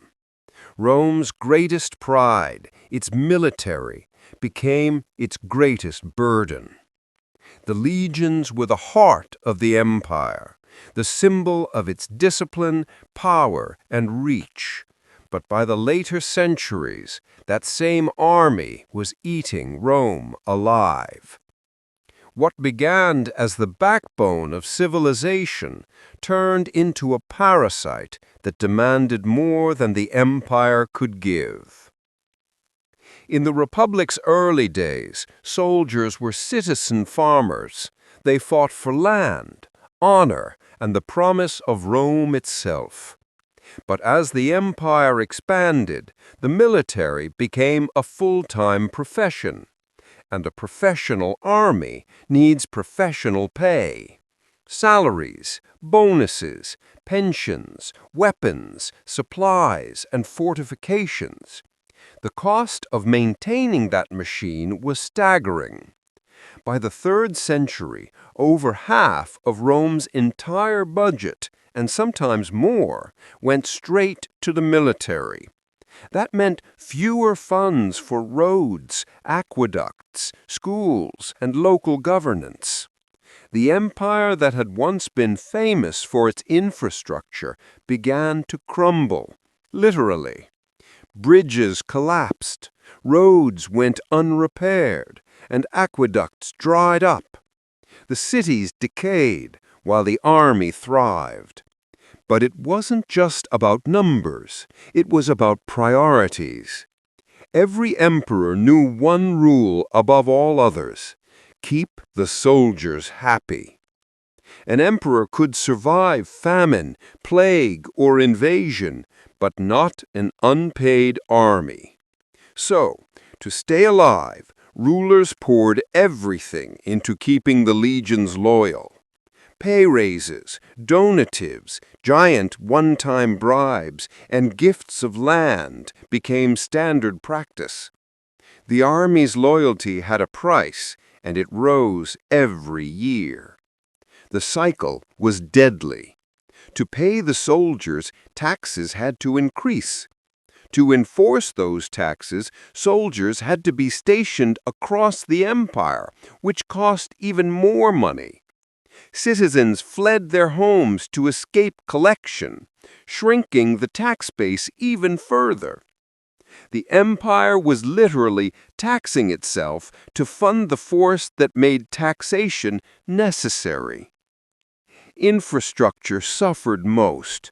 Rome's once famed road system, the veins that carried troops and trade alike, began to rot. Governors pleaded for funds to repair them, but the treasury was empty. The same with aqueducts, public baths, and temples. Even city defenses fell into disrepair. The army could march to the frontier, but it couldn't fix the world it was meant to protect. And it wasn't just physical decay, it was moral decay. The army stopped being a protector and became an interest group, a state within the state. Generals used their soldiers to seize power, and soldiers used their numbers to extort emperors. Every coin minted to buy peace only bought more dependency. For ordinary Romans, the effects were visible everywhere. Once glorious cities filled with beggars and ruins, while the provinces overflowed with soldiers. People stopped seeing the legions as heroes and started seeing them as hungry mouths that never closed. The ultimate irony? Rome spent so much trying to defend its empire that it couldn't afford to maintain one. when your walls are higher than your homes, your soldiers richer than your citizens, and your treasury emptier than your promises, the war is already lost. Wealth drain to the east. Rome conquered half the world and then spent its fortune buying silk, spices, and jewels from the half it didn't. For centuries, Roman power had been measured in gold, endless coins stamped with emperors' faces pouring in from conquered lands. But as the empire aged, that gold started flowing the other way. It didn't leave in loot or tribute. It left in the form of luxuries. Perfumes, gems, spices, silk, and incense, treasures from the East that Rome couldn't live without. At first, it was a mark of sophistication. Senators wrapped themselves in shimmering silk from China.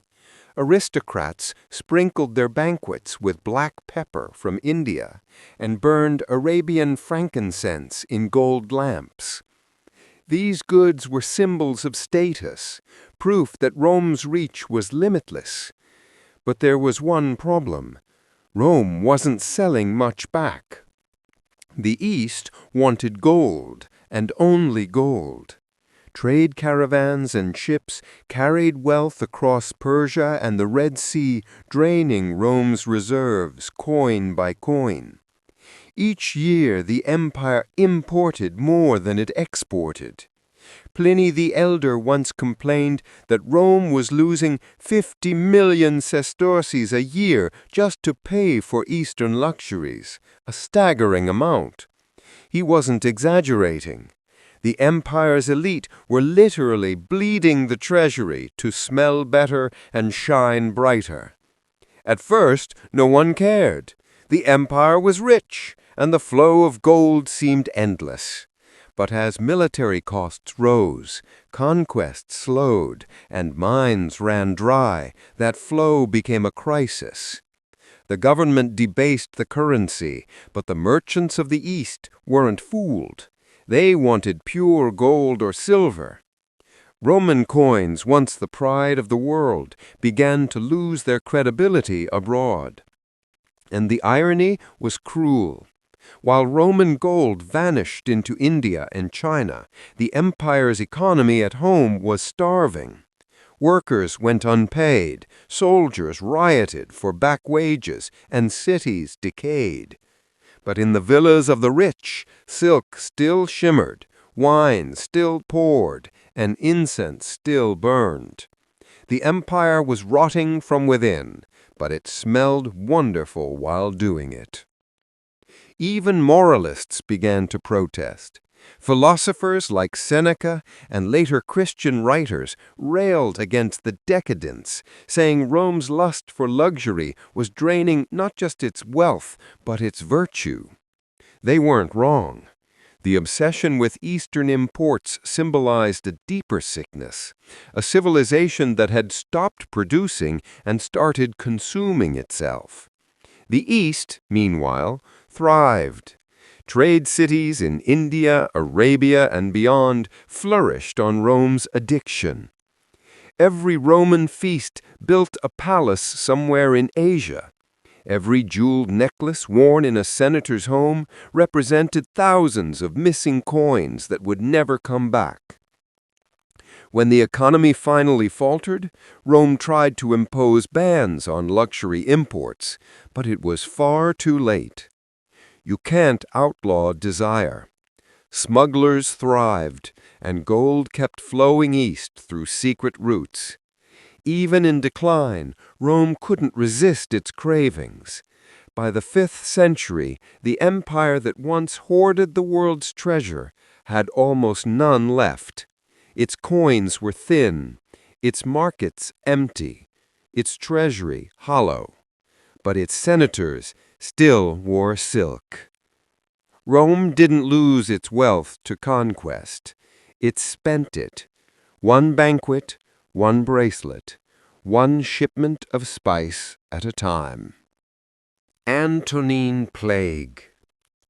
It began with coughing soldiers returning from the east and ended with empty cities where even the priests stopped praying.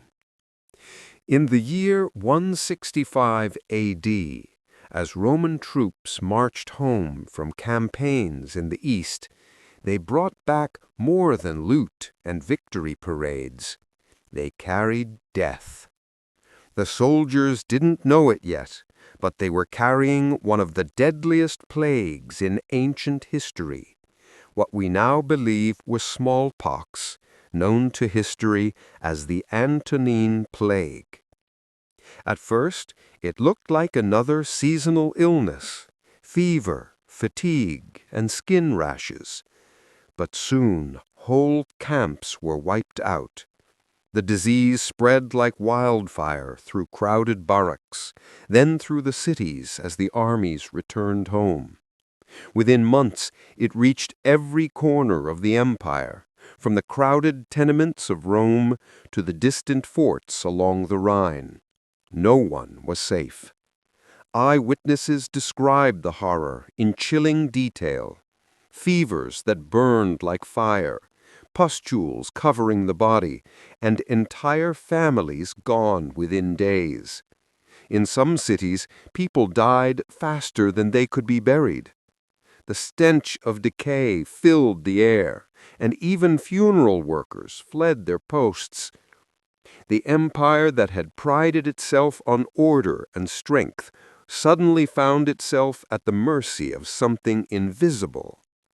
Estimates vary, but historians believe as many as 5 to 10 million people, perhaps a tenth of the empire's population, died over the next 15 years. Armies collapsed, trade routes went silent, fields went untilled. Temples overflowed with offerings as people begged the gods for mercy. Even the emperor, Marcus Aurelius, couldn't escape the devastation. He watched his co-emperor Lucius Verus die from the plague and later succumbed himself, exhausted by war and disease. Economically, the effects were catastrophic. The empire lost countless taxpayers, farmers, and soldiers. Recruitment became nearly impossible. The legions were too weak to defend the borders, and new conscripts were untrained and terrified. Towns began to empty, not from invasion, but from illness. The very rhythm of Roman life, the markets, the baths, the forums, slowed to a whisper. Spiritually, the plague shook Rome's confidence to its core. For centuries, the empire had believed itself blessed by the gods, its victories proof of divine favor. But now, no sacrifice, no prayer, no temple ritual could stop the dying. Traditional religion began to lose its hold, and new faiths, like Christianity, quietly took root, offering comfort and meaning amid the chaos.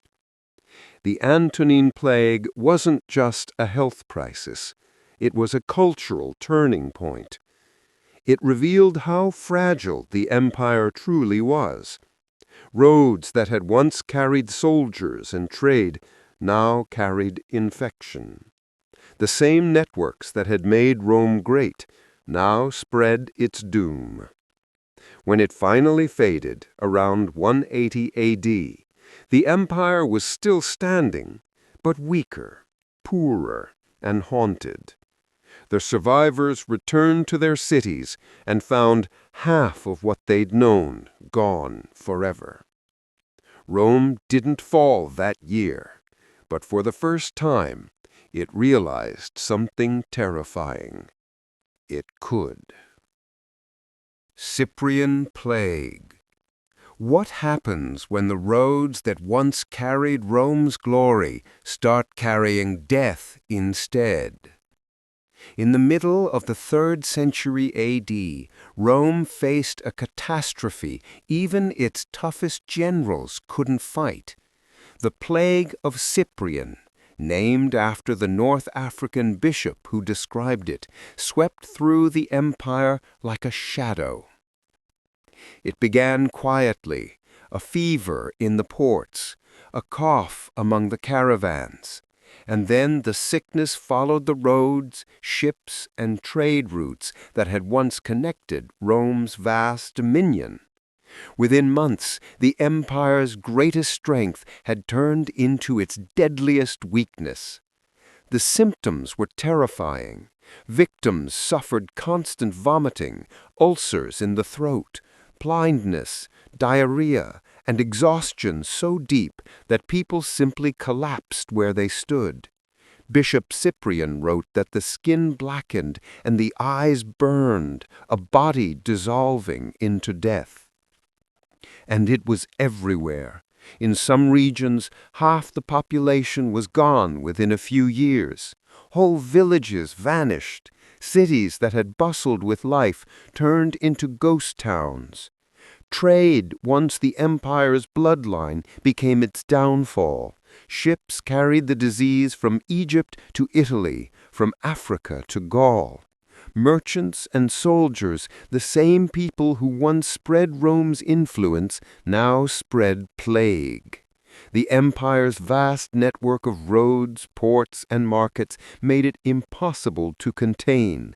Wherever goods moved, death followed. The empire was already weakened by civil wars and economic chaos, and the plague hit it at its most vulnerable moment. The army, decimated by illness, could barely defend the borders. Barbarian invasions surged, not because the invaders grew stronger, but because Rome had simply run out of men. The fields went unplowed, grain shipments stopped, and famine followed disease like an echo. The psychological toll was just as deep. People abandoned their families in fear of infection. Funeral rites were forgotten. Bodies piled up in the streets. Bishop Cyprian tried to console the survivors, saying the plague was not the end of the world, but a test of faith. But for many, it felt like divine punishment, proof that the gods, or perhaps God, had abandoned Rome. Even the state began to break down. Tax revenues collapsed as the population shrank. With fewer workers, mines stopped producing, armies stopped marching, and cities stopped functioning. The government resorted to forced labor and desperate measures to keep society running, but it was like trying to hold back a flood with bare hands. And yet, amid the chaos, something remarkable happened. The early Christian communities gained strength. While pagan elites fled the cities, Christians stayed behind to care for the sick, not because they could cure them, but because they refused to abandon them. Their compassion stood in contrast to the empire's fear, and that quiet courage changed minds. Faith, not law, began to bind people together. By the time the plague finally faded around 270 A.D., the Roman world was a different place. The population had been cut in half, the economy shattered, and faith in the old order broken. The empire survived, but it would never truly recover. The Cyprian plague didn't conquer Rome with armies. It simply turned Rome's greatness, its roads, its ships, its ambition, into the very thing that killed it. Lead poisoning. Sometimes empires don't collapse from enemies or wars. They collapse from the poison they pour into their own cups. Among Rome's countless innovations, aqueducts, cosmetics, plumbing, and wine, hid one silent killer: lead. It was everywhere, woven into daily life like a thread of doom. The Romans loved it for its usefulness, soft, malleable, and easy to shape. They used it in water pipes, cooking pots, paint, medicine, and even makeup. What they didn't know was that it was slowly destroying their minds, bodies, and perhaps even their empire. Lead was a sign of luxury. The finest homes in Rome had lead-lined baths and pipes that delivered clean water straight from the aqueducts. But clean was an illusion. The water absorbed tiny particles of lead as it flowed, and every sip carried poison. Wealthy Romans, the very people who could afford such luxuries, were the most affected. The richer you were, the more lead you had in your veins. It didn't stop at plumbing. Roman winemakers used lead to sweeten sour wine, boiling grape juice in lead pots to create sapa, a syrupy additive that masked bad flavor. It worked beautifully, and it was lethal. Chronic exposure caused stomach pain, anemia, infertility, and neurological damage. Over time, entire families of elites suffered mysterious illnesses, memory loss, tremors, erratic behavior. Historians even speculate that the madness of certain emperors, Nero, Caligula, and Commodus, may have been worsened by lead poisoning. Women suffered too. Roman cosmetics often contained white lead powder for the pale complexion that fashion demanded. The result was beautiful skin on the outside and slow organ failure within.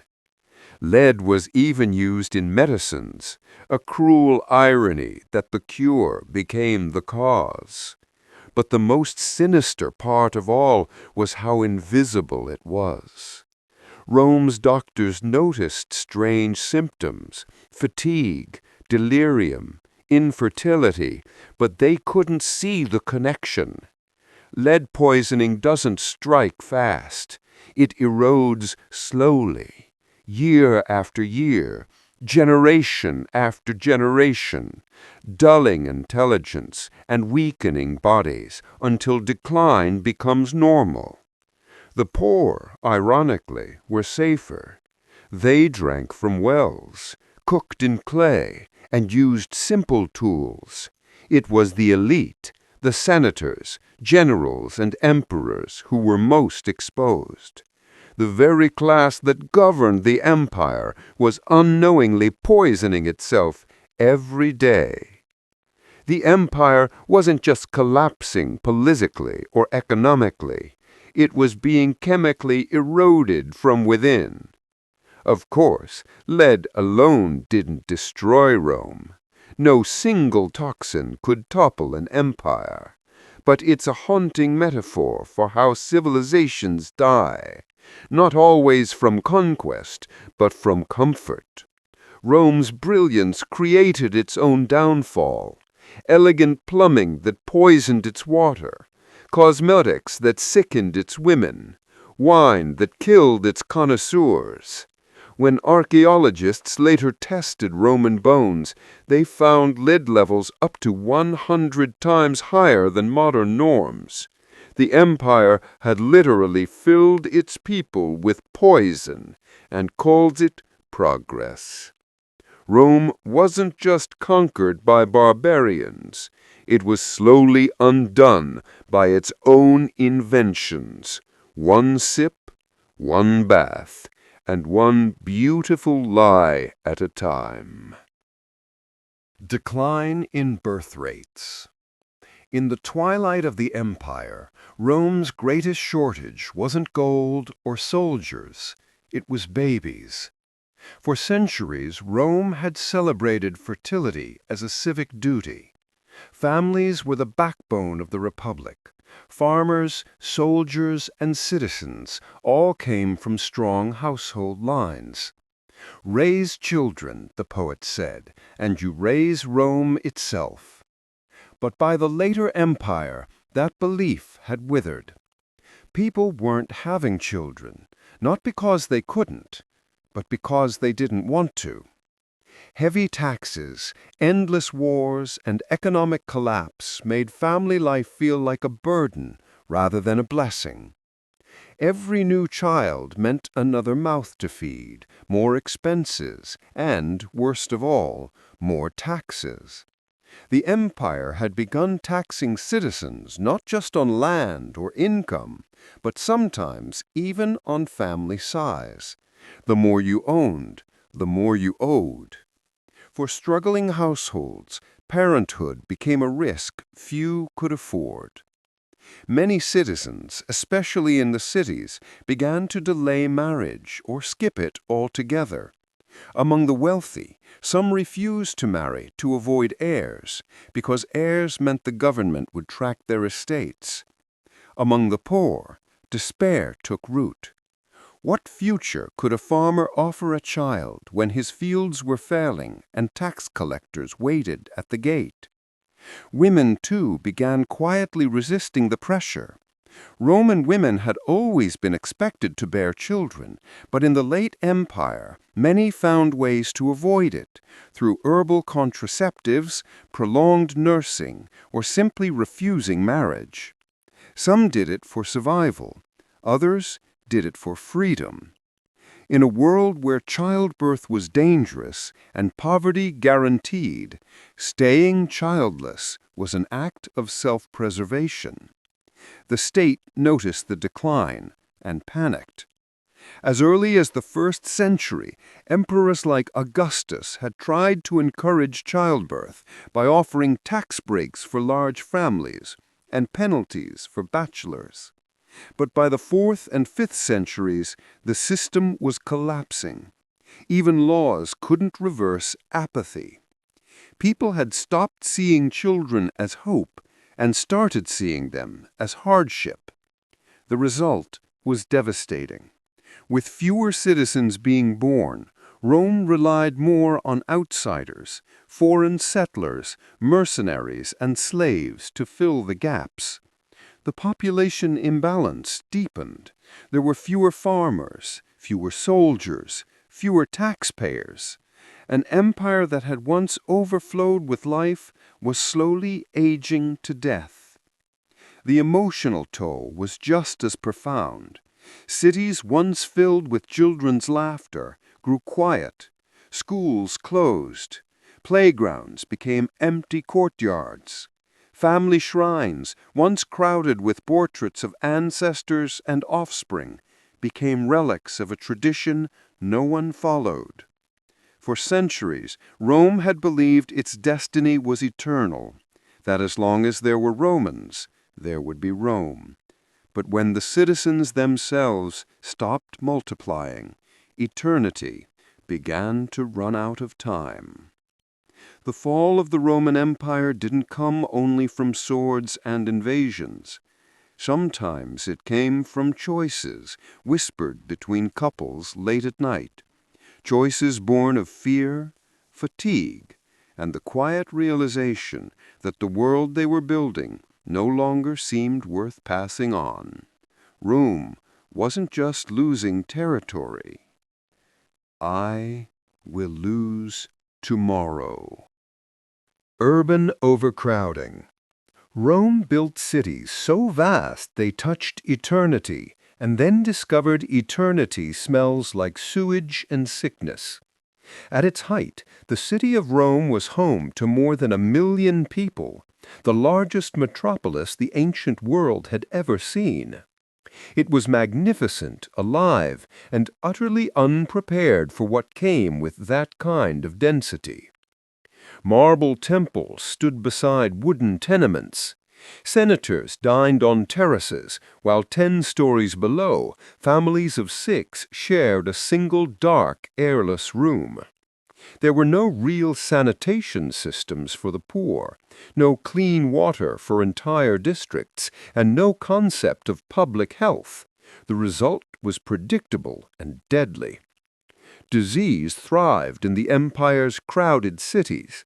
Flies, rats, and human waste filled the narrow alleys. Water drawn from contaminated wells carried every illness imaginable. Even Rome's aqueducts, the marvels of ancient engineering, couldn't save the city from itself. The lower classes didn't live anywhere near the clean fountains. They drank from cisterns that doubled as latrines. Plagues were constant visitors.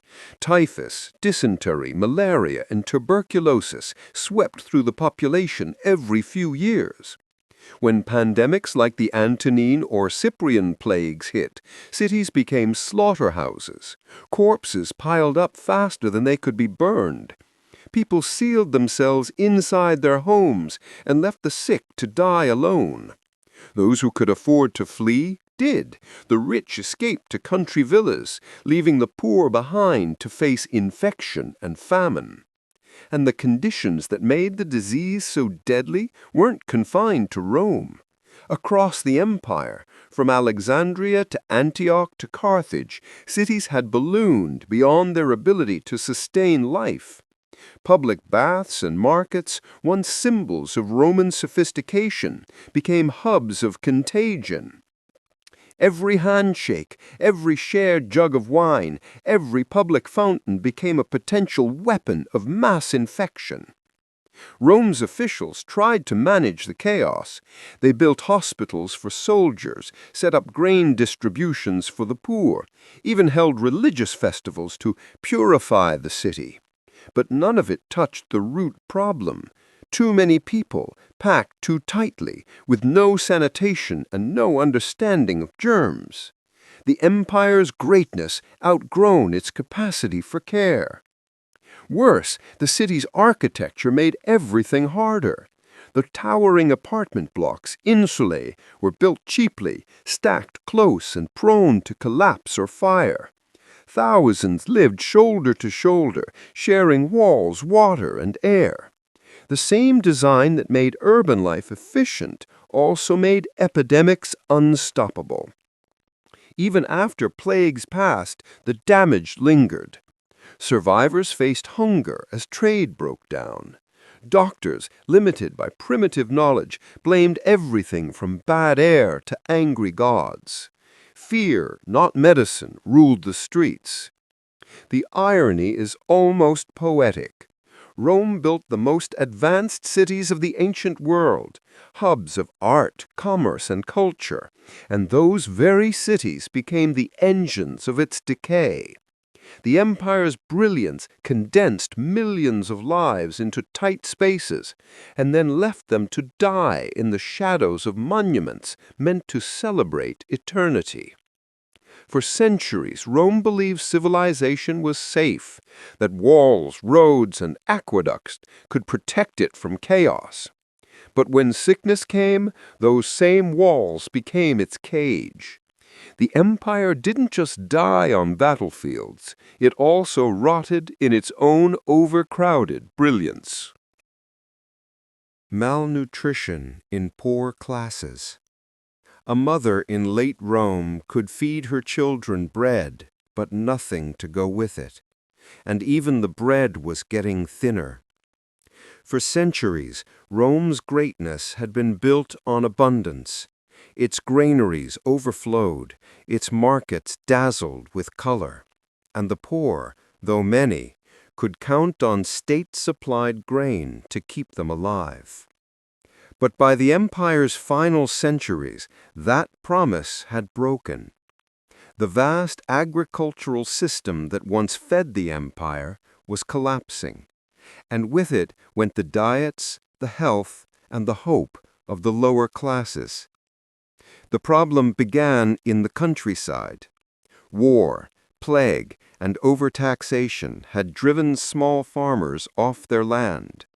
Great estates took over, focusing on luxury crops like wine and olive oil instead of food for the masses. The result was simple: less grain, fewer vegetables, and more hunger. What little food remained was hoarded or sold to the army at inflated prices. Ordinary citizens, the bakers, builders, laborers, and slaves who kept the empire running, were left to survive on whatever scraps they could find. The government tried to maintain the annona, the grain dole that had long supplied free bread to the urban poor, but supply routes failed, provinces rebelled, and corruption drained what little relief remained. The bread kept shrinking, smaller loaves, more filler, worse flour. Sometimes it was mixed with ground-up beans, sawdust, or chalk to make it stretch farther. People ate it anyway. Meat, once a symbol of Roman prosperity, became a distant memory for the working classes. Even vegetables grew scarce as farmland was abandoned and irrigation canals crumbled. Malnutrition spread quietly, weakening immune systems, stunting children, and leaving whole neighborhoods too frail to fight off disease. The effects were everywhere but invisible. Laborers couldn't work as hard, soldiers lost endurance, and diseases like scurvy and rickets, caused by vitamin deficiencies, began to appear even in the heart of civilization. The once strong Roman physique, celebrated in statues and legends, faded into thinness and fatigue. Hunger became normal. And the poor weren't just starving, they were forgotten. The rich still dined on exotic imports, served from silver dishes and perfumed with spices from India. To them, the crisis was distant, almost theoretical. But for the millions living in tenements and slums, the collapse of agriculture wasn't a political problem. It was a daily one. You didn't debate the empire's decline. You felt it in your stomach. Some people turned to desperate measures. Abandoned farmland became scavenging grounds. Women and children combed the countryside for edible weeds, snails, or scraps left by passing armies. Others fled the cities entirely, hoping to start over in remote villages. But there was no safety left. Famine followed wherever the empire's grip loosened. In the end, malnutrition did what no army could. It broke the people's strength from within. An empire can survive invasions, riots, even disease, but not when its people can no longer lift a shovel, a hammer, or a sword. Rome's power had once been fed by the abundance of its fields. When those fields fell silent, the empire didn't just lose food, it lost the strength to stand.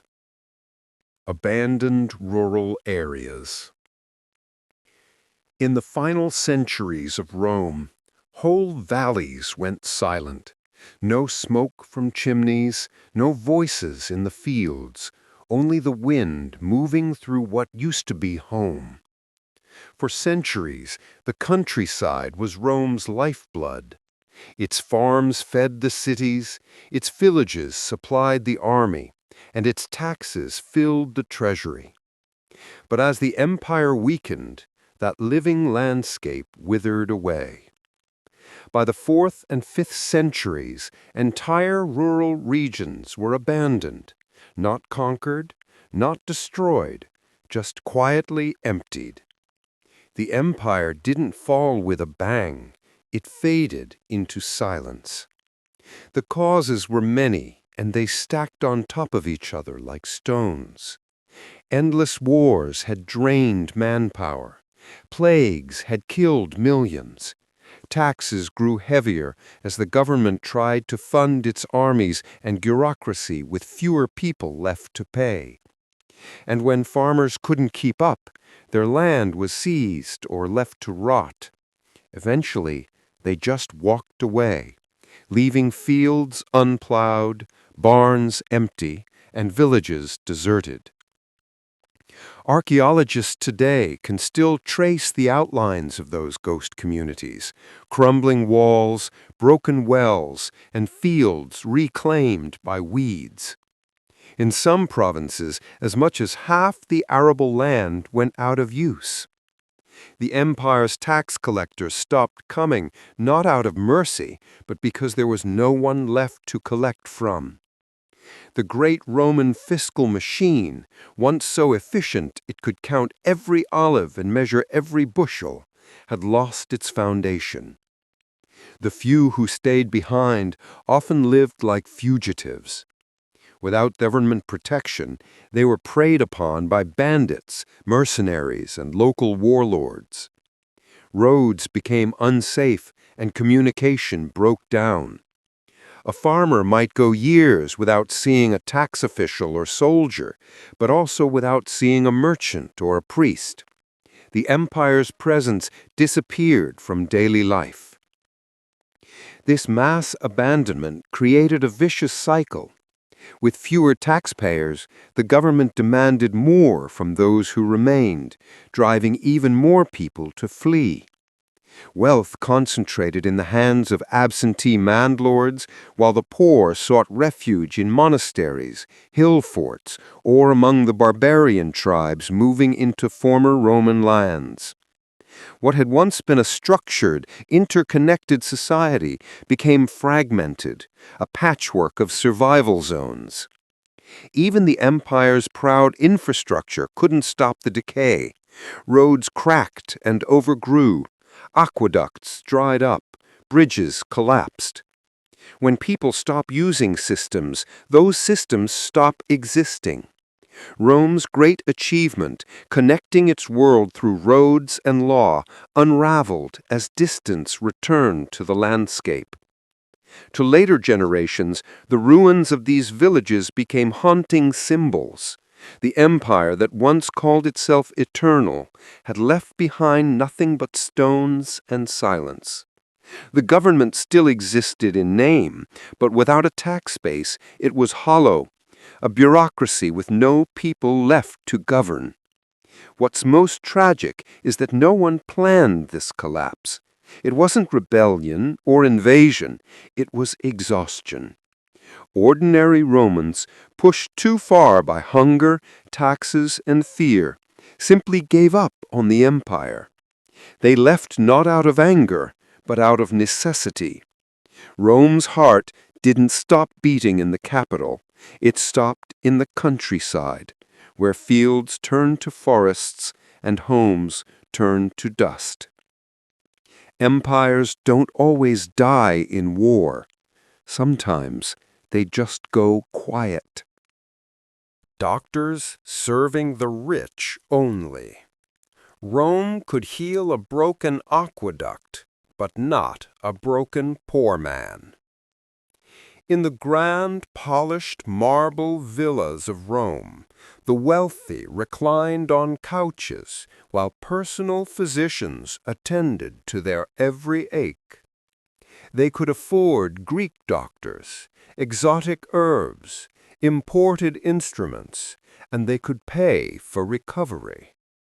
But outside those walls, in the cramped and dirty alleys of the empire's cities, the poor coughed, bled, and died unseen. Rome was brilliant at engineering infrastructure for water, roads, and entertainment, but when it came to health, it built nothing for the many. There were no hospitals for civilians, no organized medical services, no safety net. Illness wasn't a matter of public concern. It was a private expense. If you had money, you lived. If you didn't, you prayed. Doctors themselves were often freelancers, a mix of healers, philosophers, and opportunists. Many were Greek immigrants or freed slaves, educated but unregulated. They went where the coin was, and that meant the rich districts. A physician could earn a fortune treating the household of a senator or general, while ignoring entire neighborhoods of the dying just streets away. Medicine was a luxury item, not a profession of compassion. For the poor, treatment meant superstition and desperation. They relied on charms, folk remedies, and prayers. Temples to Asclepius, the god of healing, were filled not with cures, but with offerings from people hoping for miracles. Herbalists and midwives did what they could, often with more humanity than the so-called doctors. But without proper tools or sanitation, most diseases simply ran their course, often to the grave. Even the empire's soldiers fared better than its citizens. Military camps had rudimentary hospitals because soldiers were considered state assets. They had to be repaired and returned to battle. But once a man left the army, or was too poor to join, he was on his own. Civilian health didn't generate profit, and what didn't generate profit didn't matter. The irony was staggering. Rome had the knowledge to do better. Its physicians understood surgery, sanitation, even dietetics. Public baths, while not built for hygiene, had the side effect of improving cleanliness. The aqueducts delivered clean water to fountains, but not to the slums where disease festered. The empire had all the tools for a public health system, but none of the will.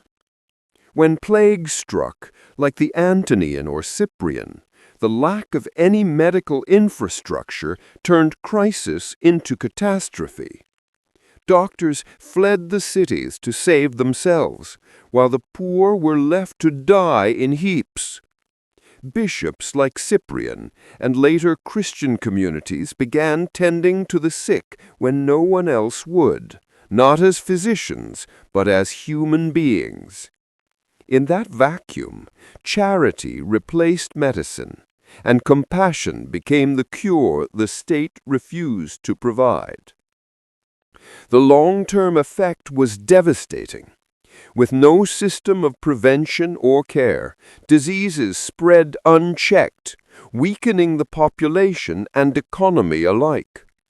Generations of children grew up malnourished and untreated, while elites kept their private physicians on retainer. In the end, Rome's health crisis mirrored its moral one. It wasn't ignorance that doomed its people. It was indifference. Rome could build wonders, but not kindness. When the poor died, Rome didn't notice. And when enough of them were gone, there was no one left to hold the empire up. Migration strain. What happens when the walls of an empire become the only shelter for the people who once tried to break them? By the 4th century A.D., Rome's frontiers were no longer strong lines on a map. They were gates creaking under pressure. Across the Danube and the Rhine, waves of migrants, Goths, Vandals, Alans, Huns, and countless smaller tribes were on the move. They weren't all conquerors. Many were fleeing from something even worse: hunger, war, or the unstoppable advance of other migrating peoples like the Huns. They came not with armies, but with families. They wanted safety, and Rome at first let them in. It was supposed to be simple. The empire had done it before, granting land and protection in exchange for loyalty, labor, and soldiers. But this time was different. There were too many, too fast, and Rome was too weak. The system that once absorbed outsiders like a sponge was now brittle, stretched thin by decades of war, famine, and bureaucracy. The influx didn't strengthen the empire, it overwhelmed it. When the Gothic tribes crossed the Danube in 376 A.D., Tens of thousands of refugees flooded into Roman territory. They expected resettlement and rations. Instead, they found corruption. Roman officials extorted them, selling food at obscene prices and even trading dog meat for gold. Desperate and starving, the Goths revolted, and what began as a migration turned into a massacre. 2 years later, at the Battle of Adrianople, the Goths annihilated a Roman army and killed Emperor Valens. After that, the floodgates broke. Every displaced tribe saw the empire not as a wall, but as a refuge waiting to be claimed. The Vandals moved through Spain into North Africa. The Visigoths marched into Italy and sacked Rome itself in 410 AD. Provinces once considered the empire's backbone, Gaul, Hispania, Africa, became patchworks of Roman governors and tribal kings coexisting uneasily under the illusion of imperial control. To the Romans, it felt like invasion. To the migrants, it felt like survival.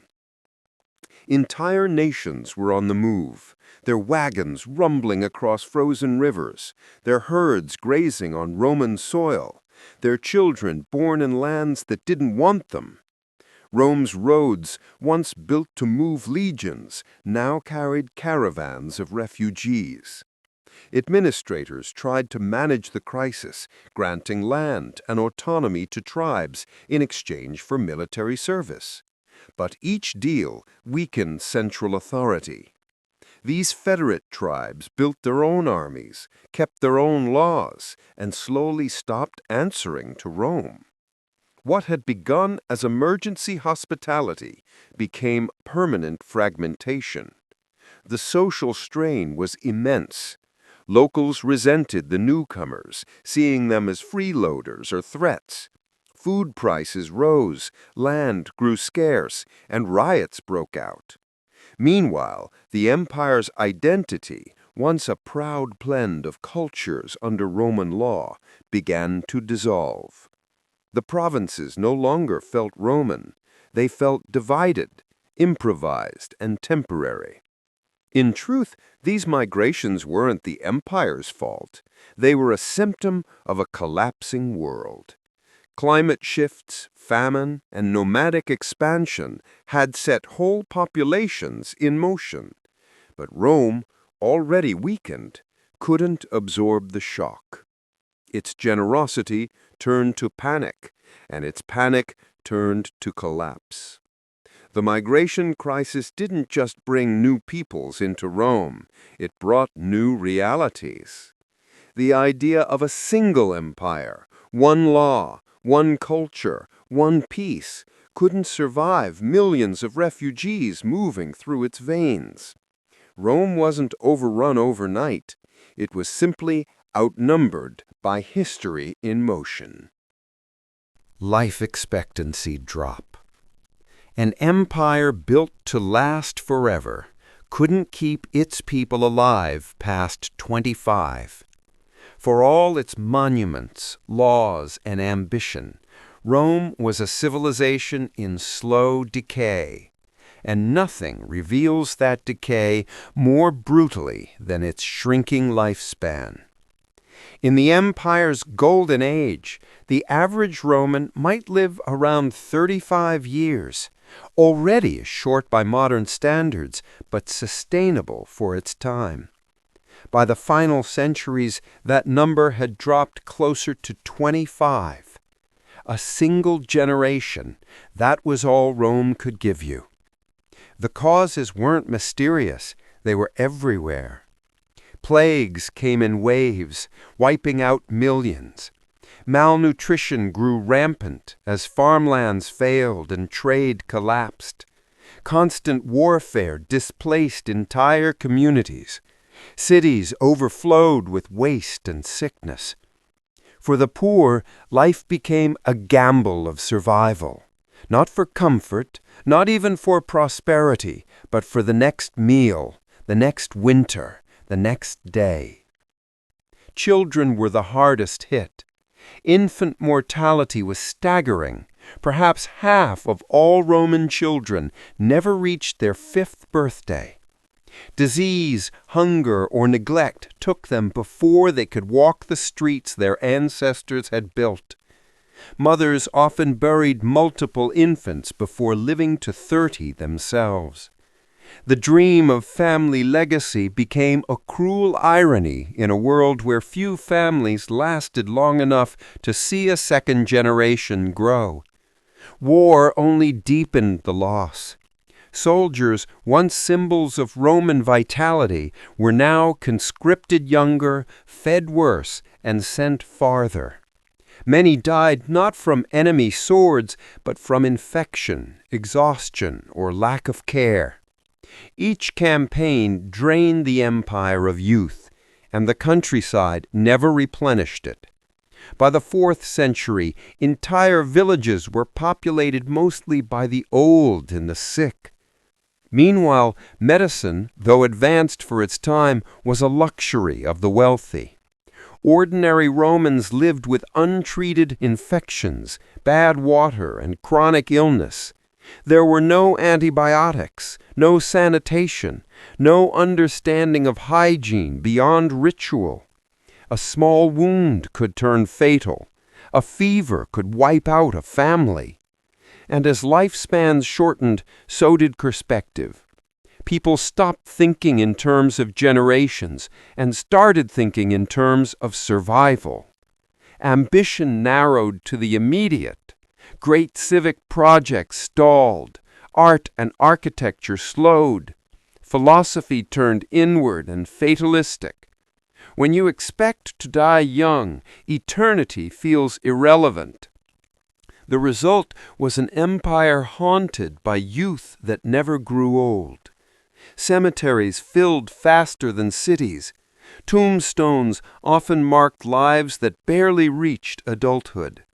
The Latin inscriptions speak of brevity. He lived 20 years. She was kind and gone too soon. May the earth rest lightly. Those phrases became common because the tragedies they described were common. Rome's power had once come from its people, millions of workers, farmers, builders, thinkers. But by the end, that power was literally dying off. A civilization that could pave mountains and bridge rivers couldn't keep its own population alive enough to enjoy it. Every empire dreams of permanence, marble that won't crack, laws that won't fade, glory that won't die. But Rome's eternity was built on human lives too fragile to carry it. You can build an empire to last forever, but forever doesn't mean much when no one lives long enough to see it. Loss of civic duty. Empires don't collapse when their enemies get stronger. They collapse when their people stop caring whether they exist at all. In the early days of Rome, being a citizen meant something sacred. You were part of a living idea, one that demanded loyalty, sacrifice, and pride. Citizens served in the legions, voted in assemblies, maintained roads, and defended the republic because it was theirs. But centuries later, that fire had gone out. By the time of the late Empire, most Romans no longer believed in Rome. They simply lived under it. It didn't happen overnight. The decay of civic spirit began quietly, like a roof leaking in a storm. Endless wars, crushing taxes, and corruption wore people down. The empire stopped feeling like a shared home and started feeling like a burden. When emperors changed every few years, when officials grew rich off bribes, when the laws only protected the powerful, why would anyone feel loyalty to such a system? Public service, once an honor, became a punishment.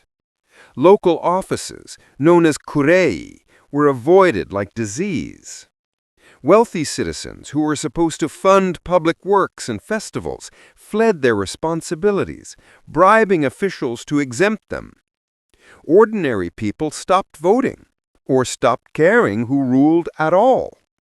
The proud Roman concept of virtus, the duty to act with honor for the good of the state, was replaced by survival. Even the army reflected the change. Soldiers once swore loyalty to Rome itself. By the 3rd century, they swore to whichever general could pay them. Citizens avoided conscription, hiding in the countryside or paying bribes to escape service. Mercenaries and foreigners filled the ranks, men who fought for coin rather than country. The idea of dying for Rome had become absurd when Rome no longer seemed to care about you. Religion changed too. The old civic gods, Jupiter, Mars, and Minerva, had embodied public duty and collective pride. But now, faith turned inward. Christianity, which emphasized personal salvation over civic participation, spread through the disillusioned masses. People no longer found meaning in serving the empire. They found it in surviving it. The results were visible everywhere. Public buildings crumbled not from invasion, but from neglect. Temples went unrepaired. Forums emptied and theaters closed. Even the games, once the heart of Roman culture, became smaller and meaner. The people's energy turned away from the city and toward their own survival, their own little worlds within the ruins of something larger. The saddest part is that the empire still tried to pretend it was united. Edicts demanded loyalty. Statues proclaimed eternal Rome. But eternity means nothing without devotion. You can't legislate pride or force people to care. Once citizens began to see the empire not as theirs, but as theirs to endure, the collapse was inevitable. In the end, Rome didn't just fall because of barbarian invasions or bad emperors. It fell because its people, tired, taxed, and betrayed, stopped believing that it mattered whether it lived or died. No empire can survive that kind of silence. Not the silence of defeat, but the silence of indifference. Rise of fatalism. When an empire starts believing that its fall is fate, the end has already begun. By the time the Roman Empire entered its last centuries, something inside its people had changed. They no longer spoke of saving Rome, only of enduring it. The streets buzzed with prophecy, rumors, and sermons. Some said the gods were angry. Others said the end was written in the stars. Many simply shrugged and said what the philosophers had begun to whisper. It is the will of God. That single idea, fatalism, spread faster than any plague. It was comforting in a way. If Rome's collapse was destined, then no one was to blame. The bureaucrat could ignore corruption, the soldier could desert his post, the farmer could abandon his field, all believing that none of it mattered because fate had already chosen the outcome. In the old republic, Romans believed in action, in changing destiny through effort, sacrifice, and discipline. But centuries of disasters had worn that belief thin. The empire had faced invasions, famines, plagues, civil wars, and economic ruin. Each time they rebuilt, only for something else to crumble. Eventually, exhaustion became theology. Philosophers like the Stoics had long taught that fate governs all things, that peace comes from accepting what you cannot change. It was a noble idea when applied to personal virtue, but as the empire decayed, that philosophy turned poisonous. Acceptance became apathy. Suffering became divine design. The people stopped asking, "How do we fix this?" and started saying, "This was meant to happen." Then came Christianity, which offered both comfort and inevitability. The idea of a fallen world, of sin, of divine judgment, it all resonated with a population watching their cities rot and their children starve. Many began to see the empire's collapse as part of God's plan, not a tragedy, but a cleansing. The sack of Rome in 410 AD by the Visigoths shocked the world, but some Christians saw it as prophecy fulfilled, proof that earthly empires are temporary and only heaven endures. The shift in mindset was profound. Civic duty withered. Political ambition faded. Even art changed. Mosaics, once filled with proud emperors and victories, began to depict saints, angels, and apocalypse. Hope migrated from the world of men to the world of faith. And so when new disasters came, more invasions, more famines, more decline, they no longer stirred outrage, they stirred resignation. Why rebuild what God intends to destroy? Why save a world that heaven promises to replace? The fatalism that once brought peace to philosophers now paralyzed a civilization. By surrendering to destiny, Rome ensured it came true. Empires rarely die in battle alone. Sometimes they die when their people stop believing the future is theirs to shape. Rome didn't just lose its armies or its wealth, it lost the will to imagine a tomorrow. Decline of education. Once every Roman city echoed with the sound of children reciting lessons. By the end, those voices had fallen silent. For centuries, education was one of Rome's proudest legacies. Even in its earliest days, the empire saw knowledge as power, not just for philosophers and politicians, but for every free citizen. The Romans built schools in every major town, hired Greek tutors, and spread literacy across continents. A Roman boy might learn Virgil as easily as a modern child learns the alphabet. Letters connected the empire. Literacy held it together.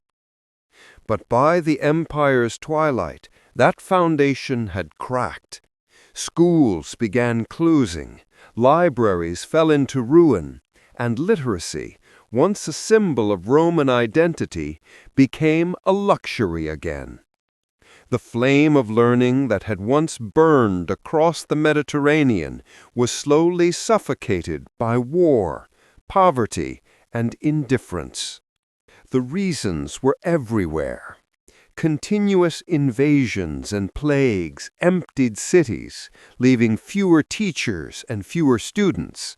Funding for public schools, once supported by wealthy patrons, dried up as the elites turned inward, hoarding wealth instead of investing in civic life. The state, drowning in military expenses, stopped caring whether its citizens could read as long as they could fight or pay taxes. Even language itself began to fragment. Latin, once the unifying voice of empire, splintered into local dialects as communication broke down. Letters stopped circulating. Bureaucrats drafted fewer documents. Common people lost access to written law and records. When words fade, so does order. In earlier centuries, Rome's great thinkers had been celebrities: Cicero, Seneca, Quintilian. But in the later empire, intellectuals became an endangered species. Philosophical schools closed, libraries burned in wars or were repurposed into churches and storage. The scrolls of ancient science and literature, the accumulated wisdom of 1,000 years, were neglected, lost, or destroyed. A generation later, hardly anyone remembered what they contained. For the poor, education had never been easy to access, but now it was nearly impossible. Parents who could barely feed their children had no hope of hiring a tutor or sending them to a school that no longer existed. Literacy fell to its lowest point in centuries. In some regions, only priests and bureaucrats could read, and even they struggled with the old classical texts. The consequences were vast, but invisible at first. Fewer engineers meant fewer bridges repaired. Fewer doctors meant more lives lost.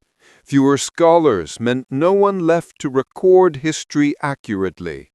The empire's decline began to erase itself from its own memory. And yet, amid the collapse, a few stubborn embers survived. In monasteries, Christian monks began to copy what they could: fragments of Cicero, Aristotle, Virgil. They didn't understand that they were saving Western civilization itself. They were just preserving words that felt sacred. Those quiet scribes in dimly lit rooms became the last guardians of a world that no longer existed. Education had once been Rome's heartbeat, steady, disciplined, and proud. When it stopped, the empire didn't just lose knowledge, it lost continuity.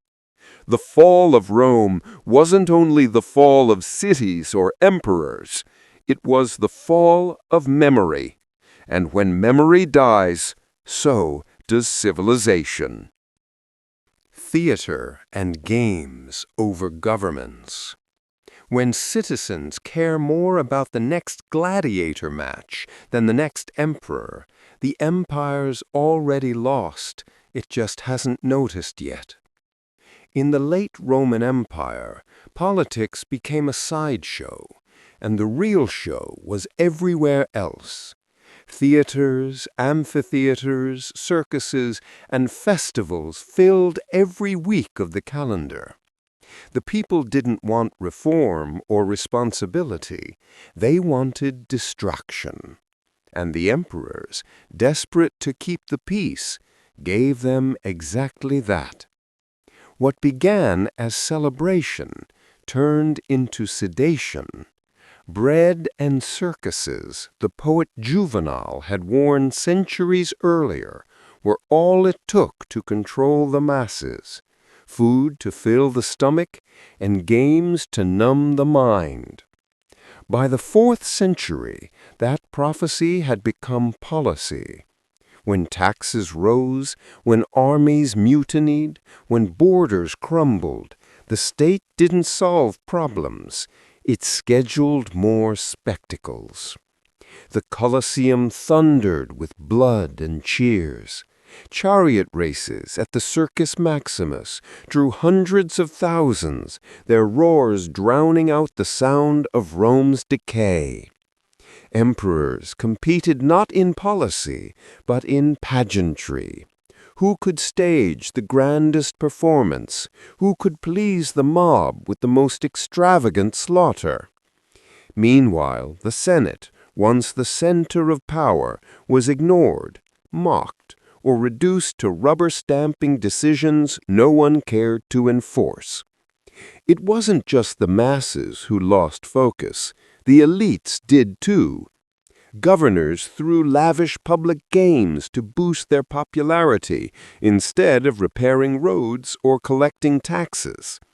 Money that could have built schools or defenses went into funding elaborate spectacles, mock naval battles, exotic animal hunts, even reenactments of famous wars, all to distract citizens from the real one being lost outside the city walls. And the audience didn't mind. Why care about a distant frontier when the arena gave you lions and legends? Why worry about famine when tomorrow promised free wine and acrobats? Civic engagement had turned into entertainment. The empire didn't need to censor thought, it simply drowned it in noise. Even the artists and playwrights noticed the shift. Theater, once a space for satire and moral commentary, devolved into vulgar comedy and cheap spectacle. The stage that had once mocked emperors now flattered them. Truth stopped selling tickets. Behind the applause, the government was hollowing out. Corruption flourished. Provinces went unmanaged, and officials enriched themselves while pretending nothing was wrong. As long as the crowd stayed entertained, Rome stayed quiet, and that silence was mistaken for stability. But distraction is never free.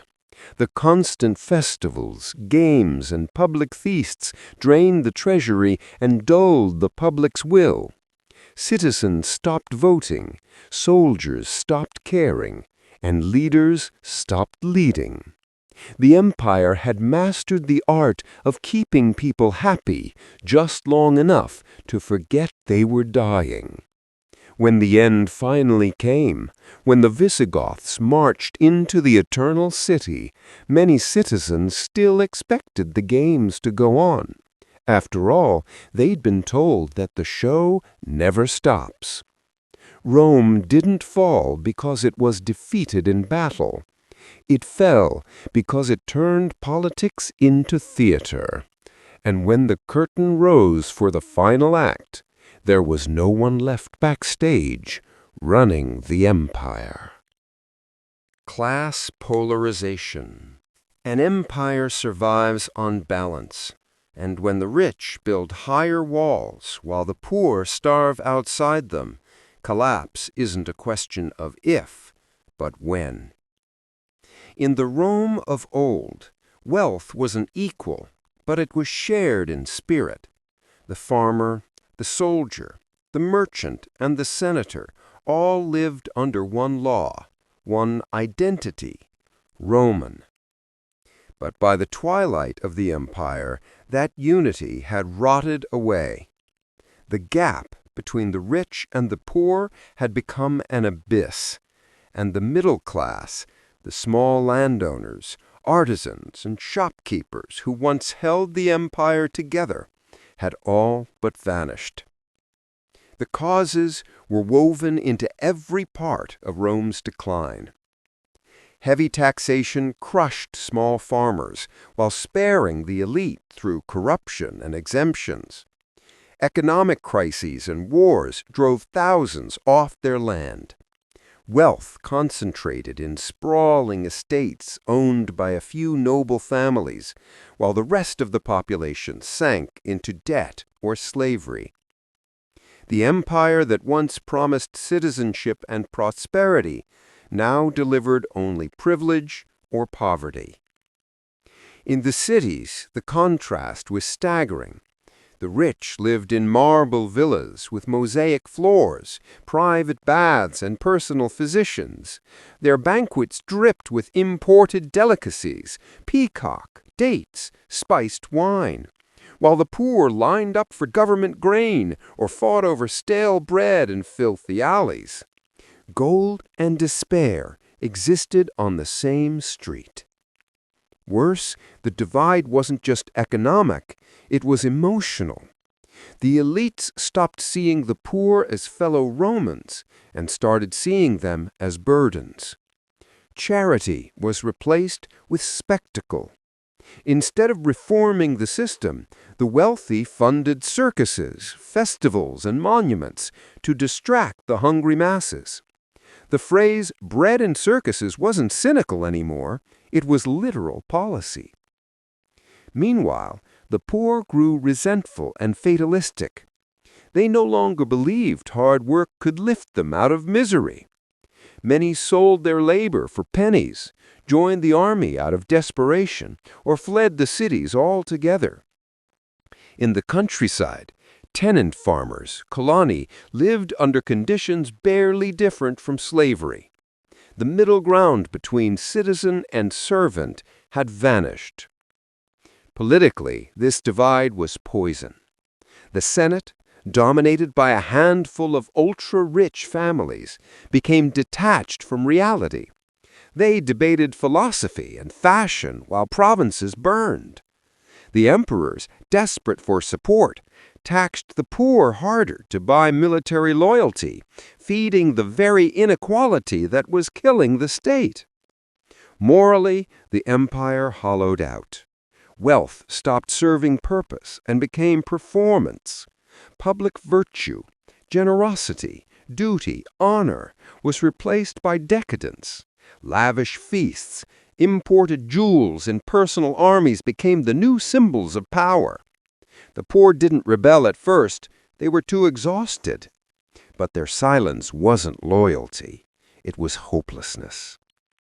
By the 5th century, Rome had become two worlds pretending to share a name. One glittered with gold, the other starved in shadows. And when the invasions came, those two worlds stood apart. The rich fled to fortified estates, and the poor had nothing left to defend. Empires don't fall because enemies are strong. They fall because their people stop believing they're part of the same story. Rome forgot that lesson. The marble and the mud, the palace and the street, all part of the same foundation. And when that foundation split, so did the empire. The tragedy of Rome isn't that it was destroyed. It's that half of it stopped caring when the other half fell. Slave revolts. When you build an empire on human backs, don't be surprised when those backs rise up and throw off the weight. For all its marble, philosophy, and order, Rome was a slave state. From its farms to its workshops, from kitchens to quarries, nearly every pillar of the empire rested on forced labor. By some estimates, as much as a third of the population were slaves. Millions of men, women, and children with no rights, no wages, and no hope of freedom. And when despair grows deep enough, it stops fearing punishment. Slave revolts weren't rare in Rome. They were constant, bloody, and terrifying. The most famous was led by Spartacus, a gladiator who, in 73 BC, turned his chains into a weapon. He and his followers, as many as 70,000 escaped slaves, rampaged across Italy for 2 years, defeating Roman armies, burning estates, and shattering the illusion that control was absolute. The rebellion was crushed, but the message was clear. Rome's economy depended on a population that hated it. In later centuries, smaller revolts erupted throughout Sicily, Greece, and North Africa. Some were desperate, slaves killing their masters and fleeing to the hills. Others were organized, forming temporary slave republics that held territory before being wiped out. Each rebellion left devastation behind. Burned farms, collapsed trade routes, and terrified landowners abandoning entire regions. The empire's agricultural heartlands, Sicily and southern Italy especially, suffered repeated ruin from these uprisings. And yet, nothing changed. The wealthy refused to loosen their grip. To them, slaves were cheaper to replace than to reform. The government cracked down brutally. Crucifixions lined the roads after revolts, serving as warnings written in flesh.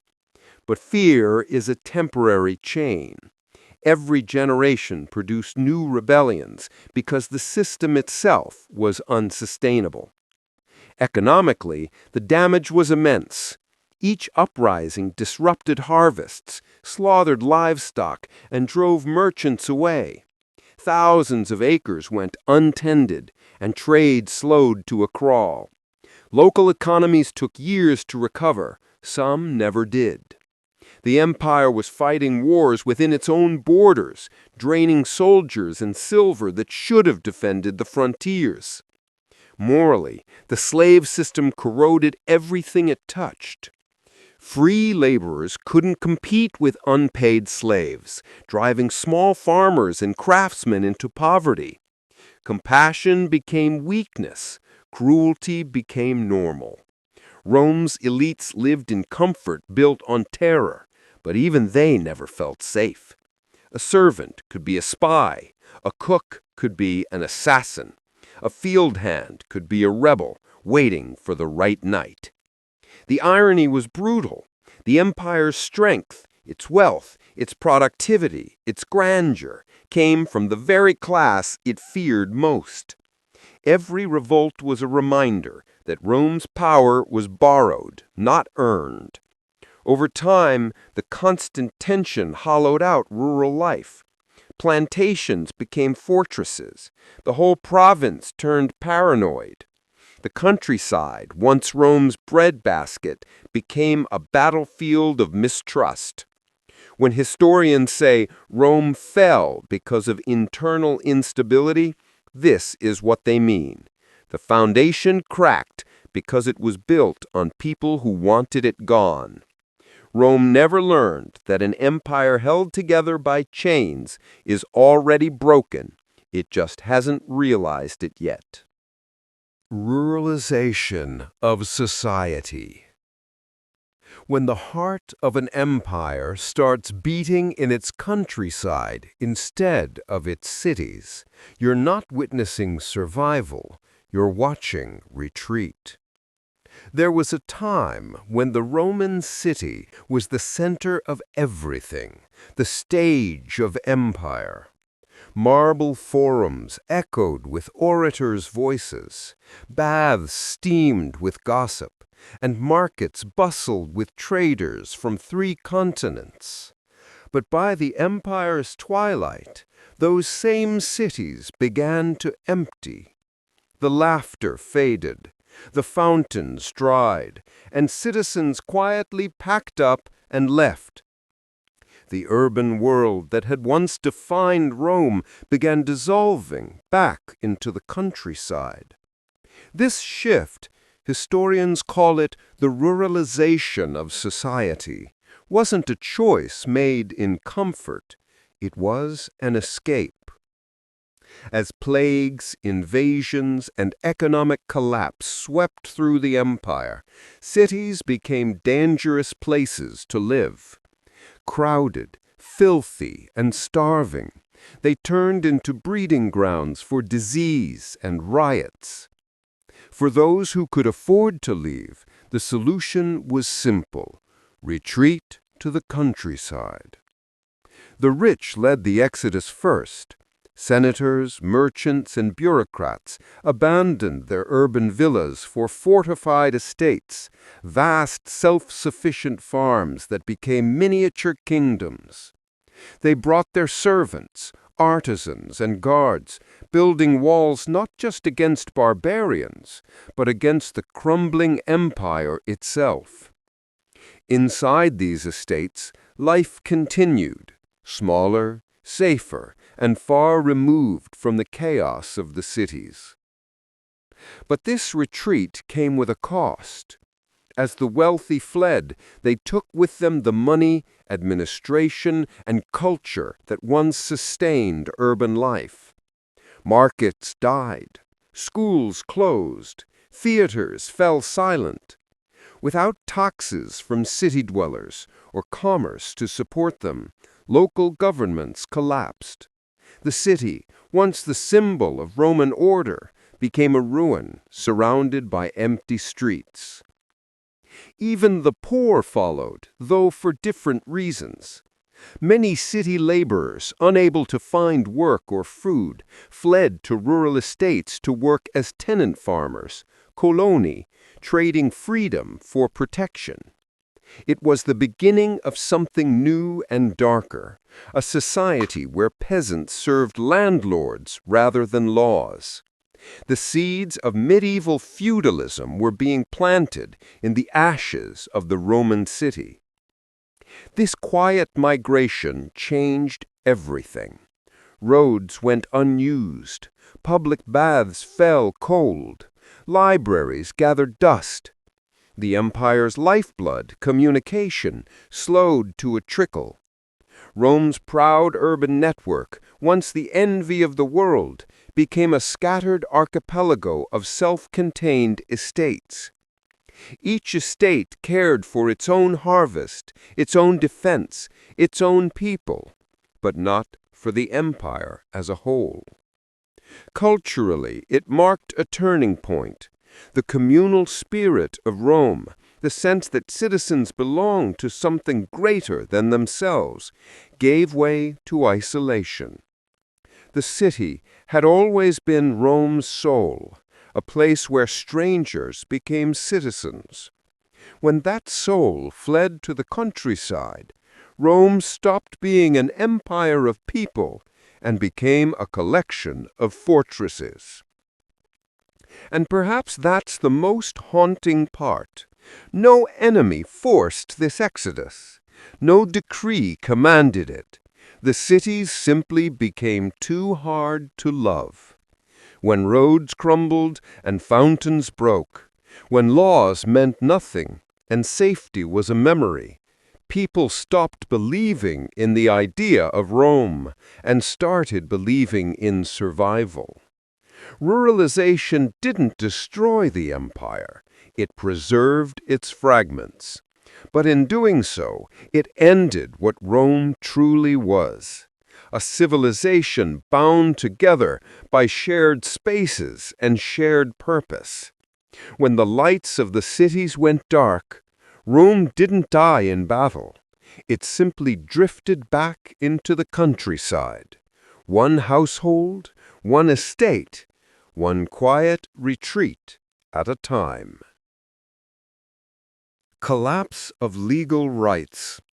Rome once conquered the world with its laws and then destroyed itself by breaking them. For centuries, Rome's greatest export wasn't its legions, its marble, or its roads. It was its law. The Roman legal system was the backbone of civilization, the thing that made its empire more than conquest. From Britain to Egypt, every citizen, rich or poor, soldier or senator, was supposed to live under the same principles: due process, evidence, and the right to appeal. Fiat justitia ruat cael meum, they said. Let justice be done, though the heavens fall. But by the late empire, the heavens had fallen, and justice fell with them. As corruption spread and politics decayed, the courts stopped being courts. Judges were bribed, verdicts were sold, and law became a language only the powerful could afford to speak.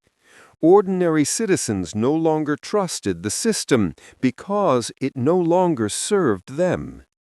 Legal rights had once been Rome's pride. Citizens could appeal to the emperor himself, and even slaves were guaranteed certain protections.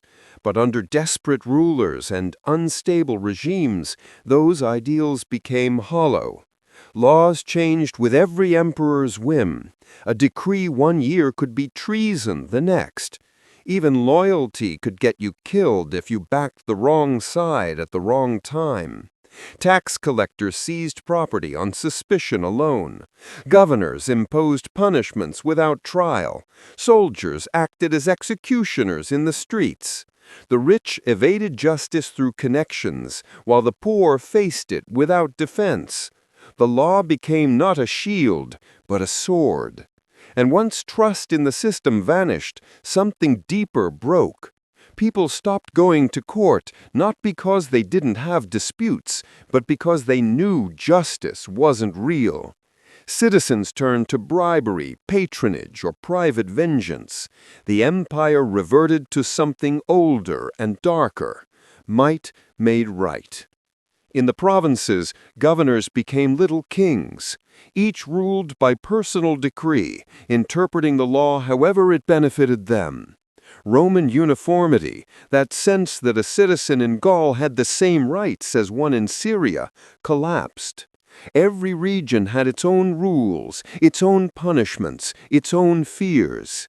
The empire that once prided itself on order had become a patchwork of personal fiefdoms. Even the emperors stopped pretending. Diocletian, in his quest to restore control, replaced old legal traditions with bureaucracy and terror. He introduced endless edicts, price controls, and secret police. Justice became paperwork wrapped in fear. By the 5th century, Roman law existed mostly as memory, something scholars copied in monasteries while the world outside ran on violence and favors. The irony is cruel. Rome's laws outlived Rome itself. Centuries later, medieval kings and modern nations would rebuild their justice systems on those old principles: fairness, equality, citizenship. But the Romans who invented them died under tyranny. The collapse of Roman justice wasn't just a political failure, it was a moral one. When the law stops protecting the weak, when power rewrites right and wrong, the empire doesn't need barbarians at the gates. It's already been conquered from within. Rome's last great betrayal wasn't against its people, it was against its own ideals. Cultural fragmentation. An empire doesn't truly fall when its borders shrink. It falls when its people stop calling themselves one. For centuries, being Roman wasn't just a nationality. It was an idea. A farmer in Gaul, a merchant in Egypt, a soldier in Syria, all could look to the same laws, the same language, the same gods, and say, "I am Roman." That shared identity bound millions of strangers into one civilization. But by the empire's final centuries, that idea began to unravel. The name still existed, but it no longer meant the same thing. The signs were everywhere. Trade routes broke down, armies fractured, and communication across the vast empire slowed to a crawl. Provinces that had once seen themselves as parts of a greater whole started seeing themselves as nations apart. In the West, Latin splintered into early forms of French, Spanish, and Italian, languages that no longer sounded like Rome. In the East, Greek culture reasserted itself, stronger than ever. The empire had become two halves, speaking past each other. When emperors divided the realm into the Western and Eastern empires, it wasn't just political, it was psychological. People in the East called themselves Romans, yes, but they lived, dressed, prayed, and thought like Greeks. Those in the West looked to the old capital but saw less and less of its presence. The unity that once made Rome immortal was fading into regional pride. Localism replaced patriotism. Governors became little kings. Cities and regions developed their own customs, dialects, and loyalties. The man in Gaul no longer cared about the man in Africa. The citizen in Hispania had nothing in common with the merchant in Syria. The empire's heart was still beating, but its limbs no longer listened. Religion accelerated the split. Christianity, while unifying in faith, deepened cultural divides. Doctrinal disputes between East and West created different churches, different interpretations, even different calendars. When bishops argued over theology, they were also fighting over identity, who spoke for Rome and who no longer needed to.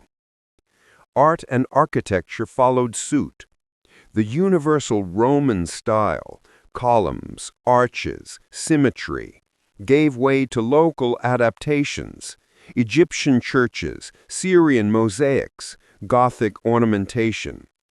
The empire's aesthetic unity fractured like a broken mirror. Every piece reflected Rome, but none matched the whole. And yet, this fragmentation didn't feel like rebellion. It felt like forgetting. As the centuries passed, the word Roman became nostalgic, something old men said when remembering the past.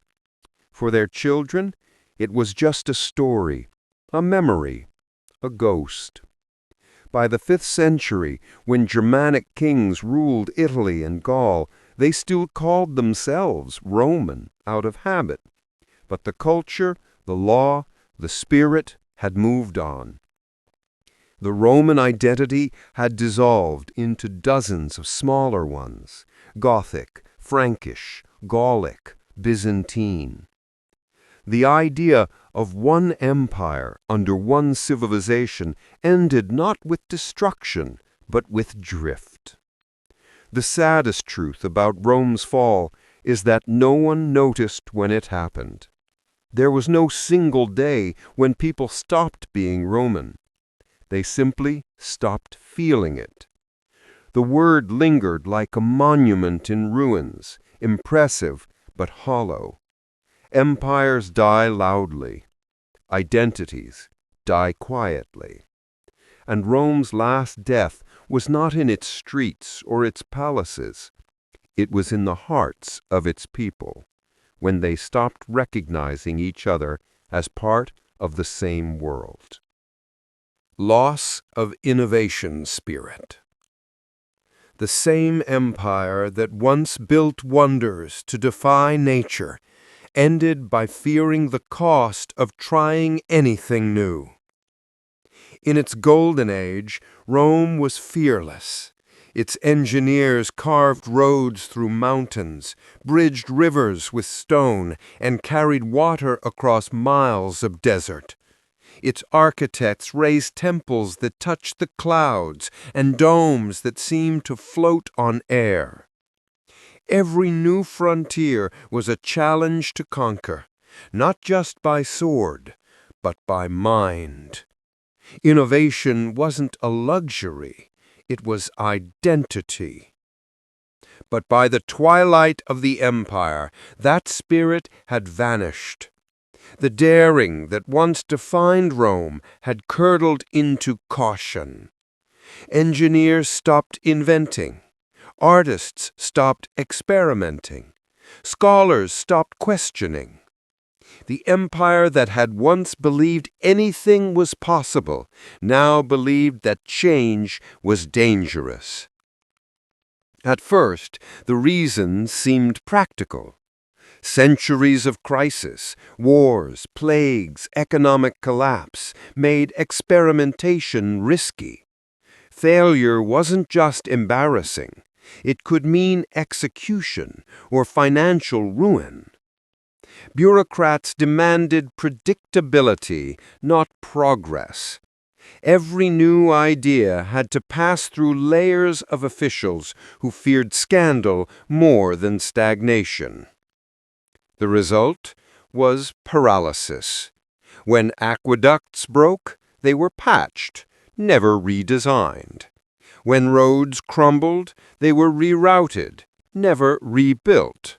When famine struck, the state recycled old decrees instead of seeking new solutions. The boldness that had built the empire had been replaced by paperwork. In the Republic and early empire, innovation came from necessity. Soldiers designed new siege engines. Architects invented concrete. Farmers experimented with irrigation and crop rotation. But in the later centuries, those innovators were gone, dead in wars, lost to poverty, or silenced by apathy. The government no longer rewarded creativity, it punished risk. Even culturally, the change was visible. Art became repetitive, architecture formulaic, writing derivative. Statues looked the same, speeches sounded the same, temples followed the same blueprints. The empire had begun copying itself, and each copy was duller than the last. Religion, too, shifted the mindset. The old Roman gods had celebrated builders, warriors, and thinkers, people who shaped their world. The newer faiths focused on humility, submission, and endurance. It wasn't wrong, but it was different. Curiosity became pride. Ambition became sin. The greatest innovation of all, the belief that humanity could improve the world, began to fade. The final irony? The knowledge didn't disappear. It just stopped being used.